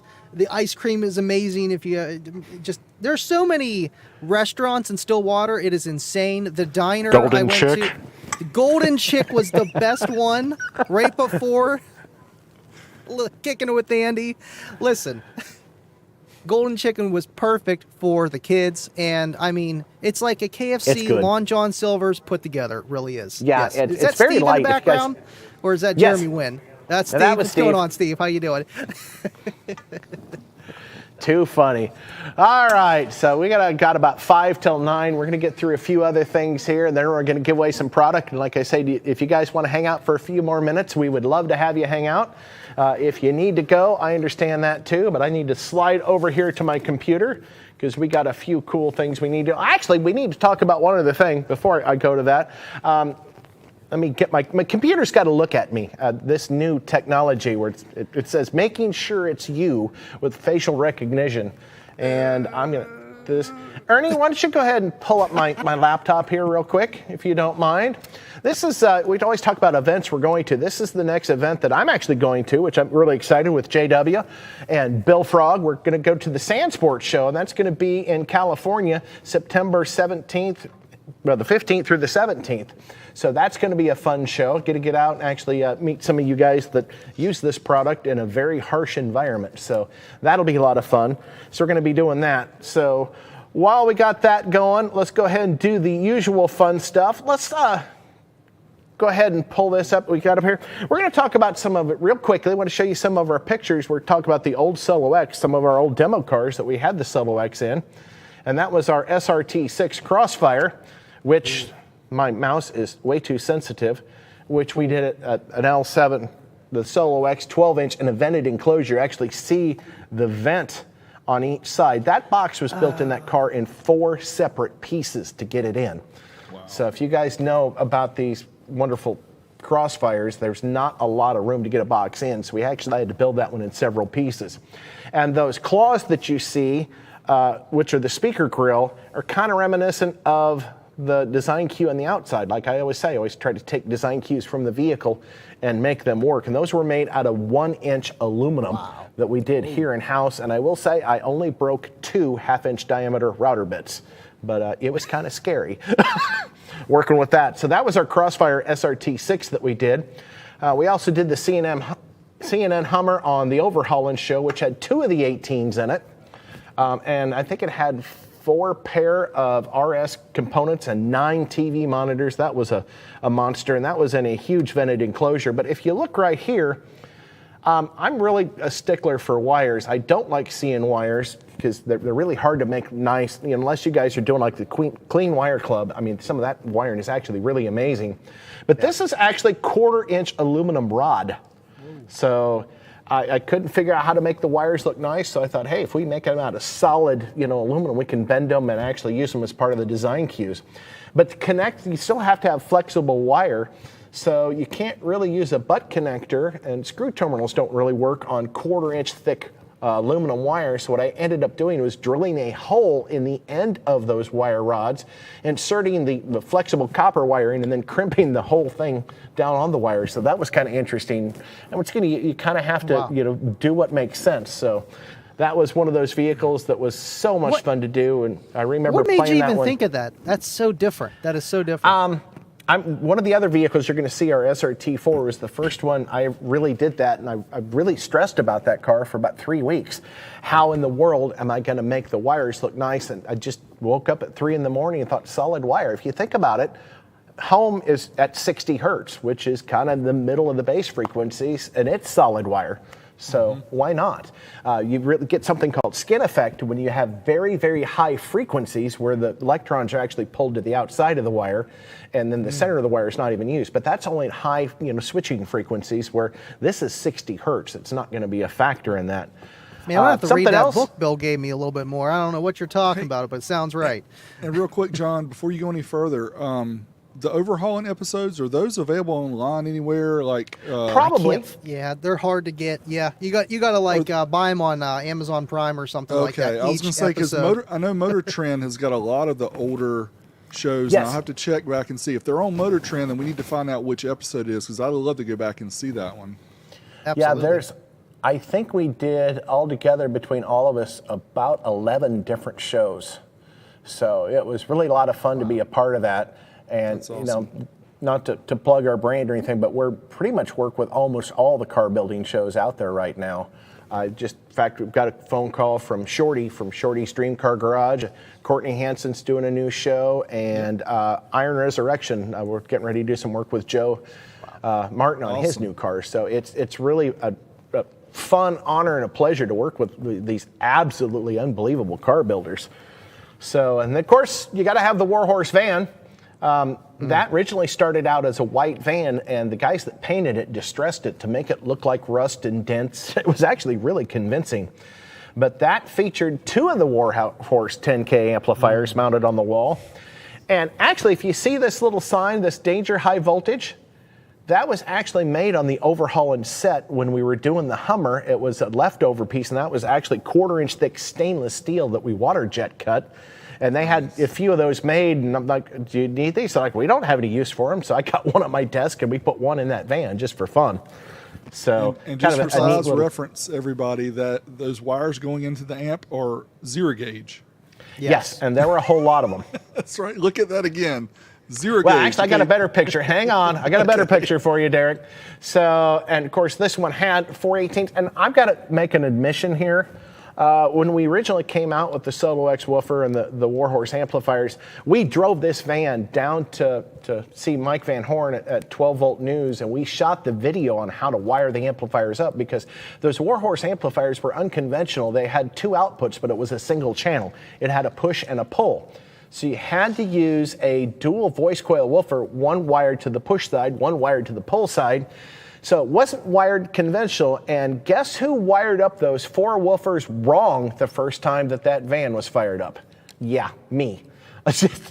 Used to doing something, son, and even after I made the video, still did it wrong. So I listened to say, what in the world? These just don't. Oh my God, I did it, didn't I? So, yep, you can make mistakes, and I'm not above admitting I made my I've fair seen share the of them. diagram, John, for the 412s in the Warhorse manual, and it still boggles my mind just trying to figure out what wire goes where. Did you ever Yeah, it's wire easy. that up for the quad box, Derek? No, I haven't because I'm still trying to process how to do it. Well, hopefully There's you a should lot have of wires. Yeah, that's kind of confusing. There's what you were talking about, Derek.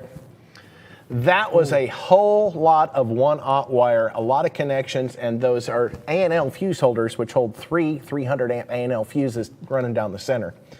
And that battery box was a lot of fun to make, but it's actually centered right in the middle of the van, right on the floor to help balance out the weight a little bit. So what a I love beast that that thing build. was. I love that So, build. yeah. It looks like a spaceship kind of inside. You know, you get that vibe. I don't know. It's awesome. It was really cool, and that we had train horns on that thing, and oh yeah, we made use of those, so it was a lot of fun. So this is another vehicle. This is actually on our showroom floor. Actually, the yellow one in the back too. That's actually Steve Irby's little Nash Metropolitan, but this is the Ford Econoline, which we did 4 KX 2500s in this, a bunch of SX amplifiers, and that's the amplifiers in the bed. And overhead, we had 3 more amplifiers in the EQs. And of course, it had 2 of the Solo X12s in it.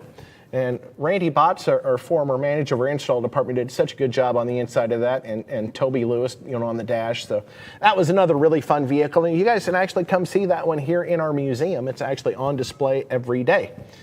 And as we mentioned, the good old SRT4, this was a gift from Chrysler when we were working with Chrysler in the OEM division.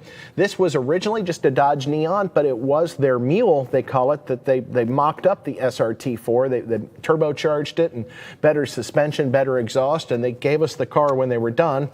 And people often ask, can you do Solo X, infinite baffle? And those were done infinite baffle. I wanted to be able to show both sides of them. And that was the first one that I ever did the solid aluminum wire. Now that was 5/32 welding wire. It wasn't the 1/4 inch that we did on the Solo X and the CNN Hummer. But I didn't want to see wires, just regular speaker wires hanging there. And it woke up and just like an epiphany, like, oh my God, square wire, why not? And we can, and I like to say I'm famous for one thing, and I call it the pop can radius, or the paint can radius. So the curves in that are literally bent around a paint can. I love to use that diameter curve when I'm making amp racks or inside curves, because I know a jigsaw is going to turn that sharp. And so yeah, I like using the paint can radius quite a bit. But those are infinite baffle, and that car really, really sounded good. So you were asking earlier, did the speakers sound good, or are they just for SPL? They do actually sound good. And this is the framework that was built inside that bolts both the woofers to the floor and to the rear deck to help stabilize the weight and keep the car from flexing. So then everything was built around that.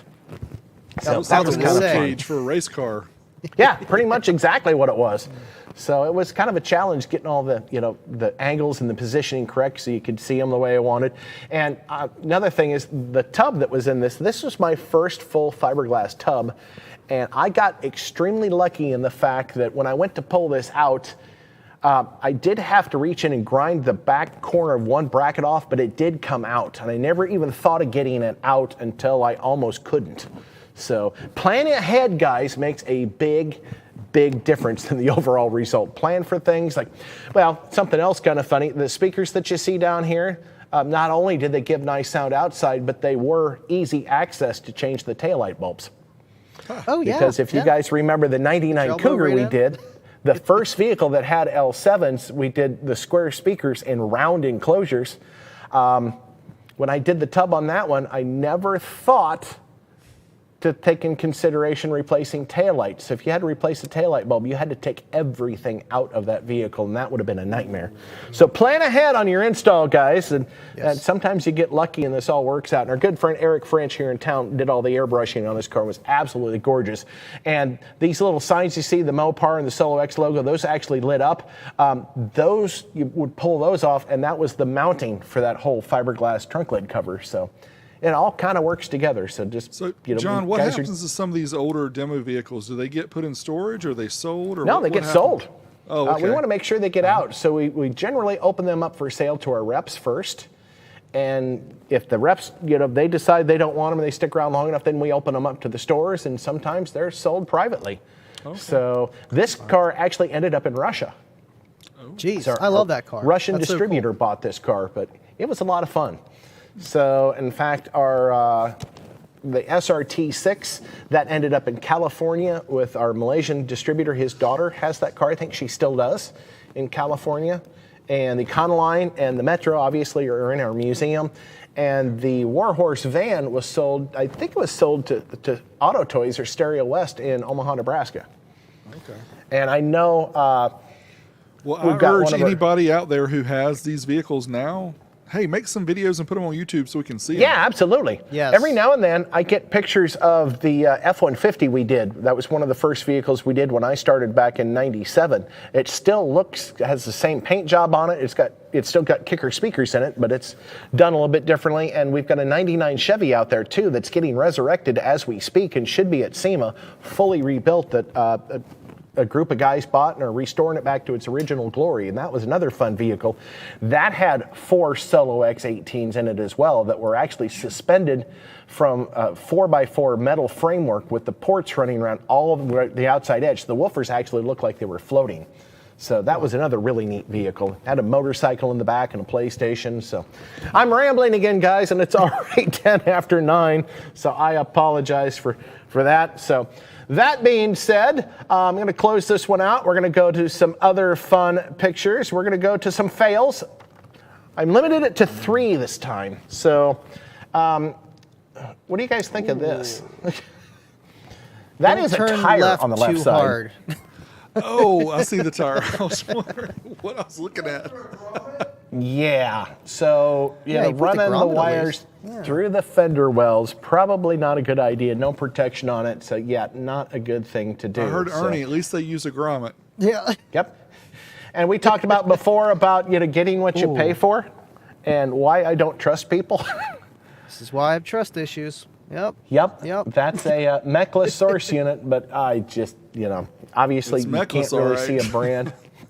I seen a radio at Gabe's yesterday, and literally this thing is like a boombox, and it said 1,000 watts. I was gonna buy. I'm like, I'm just not wasting my money, but they have it on there. It's crazy. It's real. So when I was in high school, we had a magazine. I think the company's still out there called J.C. Whitney, and they sold everything. You could build an entire Army Jeep from parts out of their catalog. But they used to have this Mustang booster, which they rated, it was like 250 watts per channel, 9-band equalizer, headphone jack for $9.95. And I had this little Sparkomatic, which was a 20 watt per channel, 5-band, which was obviously it was more expensive, but that was one of the things that got me really interested in car audio, because I had the same speakers my buddy had. He had that Mustang booster, and I had the Sparkomatic booster, and Sparkomatic was a brand at that time, and it actually kicked the crap out of his. And it's like, but mine's rated, like a tenth of the power, but its ratings are false. We all know that it doesn't really matter what the ratings are. And proper mounting of your speakers and sealing the baffle. Nope, that was a definite fail on that attempt right there. So that's put the right size speakers. Yeah, that's good. Yeah. That is a 4-way 4x6. I can pull that back up again. I don't know if you guys noticed that. What size hole is that? It looks That's like a 6x9. Yeah, that's a little speaker though. But this is what they call a 4-way, because you got the tweeter here, and then you got these supposable super tweeters here, which I guarantee you are just plastic chrome domes with no wires going to them. But they like to call that chrome stuff. Domes? Yeah, no, I wasn't bringing us into the picture, so. But yeah, there's a lot of false advertising in car audio, and a couple cool installs. I think I got 4 of them this time. I love the different shapes, and just be creative, guys. Nice rings around the comp woofers. Those are the comp RTs, and great placement of the KX amplifier. Just the subtle little. They could have done this all smooth, but I just like the little indentions, and notice how it all blends together into the fender wells. So nicely done on that install. Old school impulse. I love it, and that looks like even one of our 2 or 3-way X2 or X3 crossovers, but that impulse line was kind of cool with the little chrome, mesh down the center. So great looking old school build, nice, simple, and clean. And then here's another great old school build, which has some of the original solos and the ZR amplifiers. So it's kind of dark and sinister. I know it's not very well lit, but I think that gives some of the kind of, the majesty to it. It just looks kind of nice. And the passive and clean. radiators in the rear deck too. Yeah, exactly. Yeah. Them's the by-9s. So By 9. They be flapping. So another one of my funny stories, real quickly, is I had a guy asking for 54s one time. Saying, I need some 54s. Like, oh, you want some 5 1/4s? No, some 54s. 54s, 5-inch 4 no. And I would just point to him, and he pointed to 6x9s. He's like, oh yeah, 6 times 9 is 54. Oh my God, that's a new one. Dead serious. That's an honest story. And another great, really clean install. It's not our gear, but just a really nice, clean install. Nice trim work with the silver. I love cool installs, and that's all there is to it. So I love looking at installs and getting ideas. I mean, people do some really creative things, and power to you. Just because no one's done it before doesn't mean it's not, the way to do something. No. So this questions. is not a plug. This is not a plug, but Kicker Club, I never knew how many. Like, I know Kicker's big. I know it's been around, but like to actually see it, Kicker Club is insane. Where people are posting all their builds, and it's insane to see all these old school ones to now to a few years ago, and it's just amazing. Just like you were showing tonight. Yeah, I love some of the old school stuff, and guys post that stuff. How many members are you up to now, Andy? 29,000? We're about to hit 30,000. God, that's amazing. So that is awesome. We're going full tilt boogie. It's great. Cool. Well, let's move on to some questions. I won't put you guys on the spot for these, but I know you can probably answer these. But once again, we take your readers' questions, and we pick a couple of them out every other week when we do the show. And the 3 I got tonight was, I was reading about building a ported subwoofer enclosure. Hey, we're talking subwoofers. Hey, that's kind of convenient. It said that you should have a subsonic filter. What is that, and why do I need it? Derek, I will put you on the spot. What you want to answer that one? Because I know this is right up your alley. Yeah, so you definitely want a subsonic filter for a ported subwoofer because you want to control the power going to the speaker that's under a certain frequency. So, and I know in a lot of cases, I think some of the Kicker products have it set at 25 hertz. Some of them are variable as well, but you want to make sure that you keep your, and John, you can probably help me with this, the frequency of the subsonic versus the tuning frequency of the subwoofer. They're pretty close. Yeah, usually you want your subsonic filter a little bit lower than the tuning frequency of the box. What will happen at the tuning frequency of the enclosure, it's like infinite baffle. You have no control over it. So it'll tolerate that a little bit. And if you got a box tuned to 50 hertz, you don't want to start cutting the bass off at 50 hertz. You want to play as low as possible. But generally, it's a rule of thumb. I usually just play music and adjust it, if it is adjustable, till you get the maximum output with the minimum amount of subsonic filter. And subsonic is basically, it's a high pass filter at a low frequency. I mean, I know that sounds kind of bizarre, but it's basically like a tweeter crossover to very, very low frequency. Yeah. So to actually set one up correctly is I would play the customer's music or my own music if it was my car as loud as I possibly wanted to play it. I would start turning the subsonic filter up in frequency until I noticed it starting to take away from the bass response, and that's where I would stop it. So it was protecting the low frequencies you couldn't hear, but it was not affecting the frequencies you could. And obviously it depends on the music you listen to, how much power, the tuning frequency of the enclosure. So there's no magic bullet. There's a lot of factors, but just a little common sense goes a long ways. Right, and it's also not something you have to really worry about with a sealed enclosure. It's just ported. Sealed enclosures, you can full tilt boogie it. Get a little bit better mechanical, dampening with the seal, with the better roll off. Yeah. Unless that enclosure is very large. I like having a subsonic, infrasonic filter at my disposal, but like a lot of times I just don't even use it because I'm just trying to play music that's way too low. When you put that subsonic on, you might be if you're not doing it right, you might be cutting off a little bit of output that you normally would have, or it's just not doing enough, and you're still unloading the woofer. And it's more of, I see it as a safety precaution, so you don't mechanically drive it. Yeah, and I like to use my ears a lot with the sound, like you mentioned, John. So to me, it's a lot of tuning by my ear to know, hey, this is what sounds good, and I know that I'm not going to damage anything because some people play their speakers until they're distorted and everything starts making horrible sounds. It's like, can you not hear? That Sounds really good and bad? smells good at the same Turn time. it down until you get the your sound quality back. And it's all about common sense. And if it sounds good, it's okay. If it doesn't sound good, find out what's causing it not to sound good and fix it. So absolutely. And just real quickly, our amplifiers that are not variable, any of our mono amplifiers, they either have a fixed subsonic filter at 25 hertz at 24 dB per octave, so extremely low, but a pretty steep roll off. And then you get into some of the amplifiers that are adjustable from 10 to 80 hertz. So Just you don't probably set want to your use, subsonic at 80 and your low pass at 50, because then the world might implode.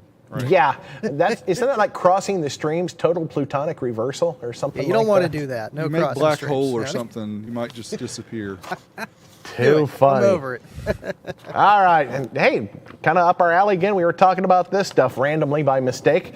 I just saw an amplifier that was rated at 15,000 watts for $399.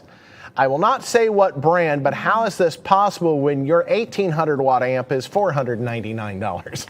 Is it possible? Nah. Derek, you've done a lot of testing on some of these amplifiers. Well, it could be, John, a high voltage amplifier that Yeah. requires 480 volts of input, and you sure will do it. But That's then the you've got new to have craze. 36 batteries all running series. But for the most part, there's a few things to look at when you're looking at that. Obviously, some people say look at the fuse rating. What is the fuse rating? Because that sometimes can give you an idea, the times 10 factor. But also common sense. We just talked about it with sound quality. We talk about it now with prices of amplifiers. If there was a 15,000 watt amplifier for $300, I wouldn't expect it to last very long. If it put out that much power, because they are cutting corners in a lot of places to make it, have that much power at that low of cost. Yep. So I would say kind of look at some average, get some averages with some more reputable brands, and if it's just way out of the line, then there's something. It's either not rated properly, or your chances of it going up in smoke are extremely high. And I would definitely agree on that. And I've always said, we're never going to make the cheapest product, in a lineup, because Steve's got standards. He knows how it should sound. He knows how it should perform. And we do a lot of stuff, behind the scenes that people will never see, stuff we put inside the amplifiers and some of the technology and, some of the speakers.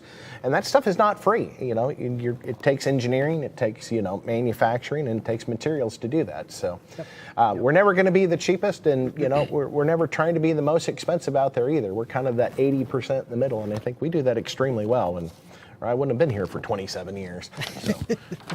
Too cool. Last question before we get to what everyone's waiting for, all 223 people up here that are still left. Here's kind of an interesting question. I want both your responses on this one, because I always like getting people's ideas, because this is pretty much an opinion for the most part. What is the benefit of a set of component speakers versus coaxial or a three-way speaker? I would have to say just being able to position your speaker where you want it. The speakers, and have, because the coaxials are nice, compared to components. It's all together. You don't have to mount your tweeter somewhere. But having a three-way, I know you're Mr. SQ, John. That's the guy really should be answering this here, just because components are that step up where you have flexibility of putting the speakers where you want. So when you put your DSP together and get your time alignment, you're not fighting the position so much. It's more just the DSP. Yeah, with vehicles, we're always fighting that. The issue we have is location, because when you have home audio speakers, you have really nice bookshelf or 4 standing speakers, and you can position them in your room just right, and you're good to go. With a car, one car is going to have the woofer in the door, the other one's going to have it in a kick panel, the other one's going to have the mid and the tweeter in the dash. So there's a lot of complexities going together with trying to make a car sound good. So it depends on your vehicle. For one, where are your speaker placements? Are you going to create your own speaker placements? Are you going to put things on the dash? Are you going to make pods? What are you going to do? How's it going to work? But generally speaking, I would say component system is better with your individual mid-range and tweeter. And then, like Andy said, make sure that you use a good processor so that you get everything lined up for the best sound quality. And I agree. In fact, there's a lot of, talk either way. There's a lot of high-end speakers. KEF actually is patented what they call the point source, where the tweeter's actually located basically where the dust cap is on a speaker. And, for a lot of guys out there, they make some little bookshelf speakers that are a 6.5 inch with that point source, and absolutely incredible sounding, but you're not trying to, overcome things that you have in a car, which is, you got to have a woofer, in an area that it's got to have room to mount it. It's got to have some airspace behind it without, interfering with the cosmetics of the vehicle. So, that I personally say that, components are great, especially in the new vehicles, because of where speakers have to be mounted, but there's nothing to say that it, two-way can't sound good. So it's whatever you like. There's no right or wrong. I run all coaxial, but we'll just add more speakers, and I'm not trying to get a perfect sound stage. You could do the best of both worlds and run your coaxial and then run a separate tweeter. Then hey, you got right, both worlds. All the tweeters, just yeah. So I know John's cringing right now. Sorry, John. He's like, no. Too funny. Well, I guess it's time to give away some products. Or I think we're going to start off with the third place, which has been kind of fun. I've had a lot of fun with you guys. Thanks again for being our guests on the show. And thanks to everybody for tuning in, especially. Once again, I always say we can't do this without you, and we wouldn't do it without you. So thanks again. Before you do the announcement, real quick, WilsonAudio.com is where you can see my stuff, see my videos and everything I do on YouTube. And Andy is Living Loud with Andy on YouTube, and he's got the Kicker Club on Facebook, and Andy does streaming right after this show, and he does it multiple times a week, and great guy to have in the community, and Andy is a great friend. And John, we do appreciate you having us here, and sorry to keep you people waiting for your gift, but yes. It's coming. I'm not sorry, I'm having fun. This was an awesome show, it really was. I know we'll do it again sometime soon. And yeah, we'll have to bring on Rob, too. I miss Rob. Yes, absolutely. And I will say that, when I did your show a couple weeks ago, that was a lot of fun, too. I actually really enjoyed that. I almost think I had more fun because I wasn't under the pressure that I am sitting on this side of the camera. No, it's nice. It's, I think it's probably Ernie, just, hey, come on, John, what are you doing up there, you had to let the cat out of the bag, so now he knows. I just saw a finger over the top right there. Sorry, Ernie. Awesome. All righty, Bill Frog. Let's let Andy announced the number 3 winner. Who's going to be the third prize winner, which is going to get the tumbler? He's going to get the gray T-shirt and the gray koozie. That is going to be who, Andy? Going to be third place is, we know him, Cornut the Caboose. Fantastic. Awesome. It's rigged, 100%. Yeah. Yep, 25 Hertz Life, it's rigged. Never forget that. That is awesome. No. So congratulations, Cornut, on your second runner-up. And the first runner-up, I'm going to go ahead and read that one. And Derek, I'm going to let you announce the grand prize winner, since you were the one that single-handedly wiped out 2 of the Solo X woofers. We'll let you give one away. Hopefully one that you haven't torn apart. Hopefully a virgin one. So the second prize winner, which is going to get the EB400 Bluetooth earbuds, is going to be, drumroll Bill, please. That winner is going to be Jamie M. from New Mexico. So Jamie M., congratulations on the earbuds, the T-shirt, and the koozie. Watch for that email from Bill Frog. He's going to ask, obviously, for name, address, shipping address, not a P.O. box, and phone number, and, of course, your shirt size. Don't forget that, or he might send you a 4XL that we have laying around here that we couldn't figure what else to do with. So congratulations on that, and that just leaves us to one of the final things, not the final thing, but one of the final things we need to do tonight, and that is to give away a Solo. Nobody else in the world gives away Solo X woofers, do they? Who else in the world can say they've given away a Solo X woofer? I know one guy, but we're not going to go there. that was awesome a shameless plug. What you guys do. Yes. All right, Bill Frog, let's see number 1. And Derek, why don't you tell us who the lucky winner is? Number 1, Joseph F. from Nebraska. Nebraska. That guy. Congratulations. You're gonna. That's my home state. That is awesome. So if you're in Lincoln, by the way, you are 6 hours from us. I know that for a fact because that's where I'm from. So just jump on Interstate 80, take it to York, take Interstate 81 south, head it to 135 and come right to kicker. So come pick it up yourself and come for a Straight shot, tour. pretty So much is what John's saying. Yeah. Straight shot. it's like one turn, it's one left turn from Nebraska when you hit York and turn left and go south for another 5 hours. But Is it not pretty a bad straight drive. like Stillwater? Because Stillwater, I didn't see one corner. I think there was one, but it was around a square edge. There's a few curves. Actually in the southern part of Nebraska, and there's actually a curve right at Wichita where you kind of got to curve around with the interstate a little bit, but it's really a nice drive. In fact, I got to do that again before too much longer. I got to go up that way and see some family. So congratulations to all three of our winners. Thank you guys, and thanks to everyone for hanging out tonight. Especially want to thank my two live guests on the show, Andy and Derek. Thank you again, as always, for all your support. Thank you for being here with us. We couldn't do this without you guys, and like I said, we wouldn't do it without you because there'd be no point. So the more you guys enjoy, the more you guys watch it, the more friends you talk into watching the show, and the more likes you get, the more we're going to keep doing it. And send in your ideas. We're always looking for fresh new things. Oh, you know what? We still got one more thing to do before I say goodbye. We're going to show you the pictures. I forgot about that. South Africa? Yes. Yeah, and so we're done with the rest of the show. If you guys want to stick around for this real quick, it won't be too long. But it was really kind of interesting to see what was going on there. 90 minutes-ish, usually the show is. I'm going to have to put the after show to about 11 o'clock Eastern, 10 Central. Just whenever John's on. John, we've got to see the pictures. Come on now. All right. So, You're leaving us Ernie, hanging. go ahead and pull up the laptop if you don't There we mind. go. So there's Dave and I. Look, we're happy. We're heading there. We're in the plane. And that was one of the big planes heading over there. So we're going to zip through these pretty quick. Yes, we were doing 611 miles an hour at 35,000 feet, and that is correct. We already went 242 miles and had 7,700 to go, and that was one flight. At least I'm not the only one that doesn't turn my phone on airplane mode. No, I'm just kidding. It's So that awesome was to see actually how their fast you're screen. going. I just took a picture of it. So if you guys wonder what hotel rooms look like, for fun in other countries, this was very small and to the point. This is one of the smaller rooms I've ever had, but it did have everything we needed.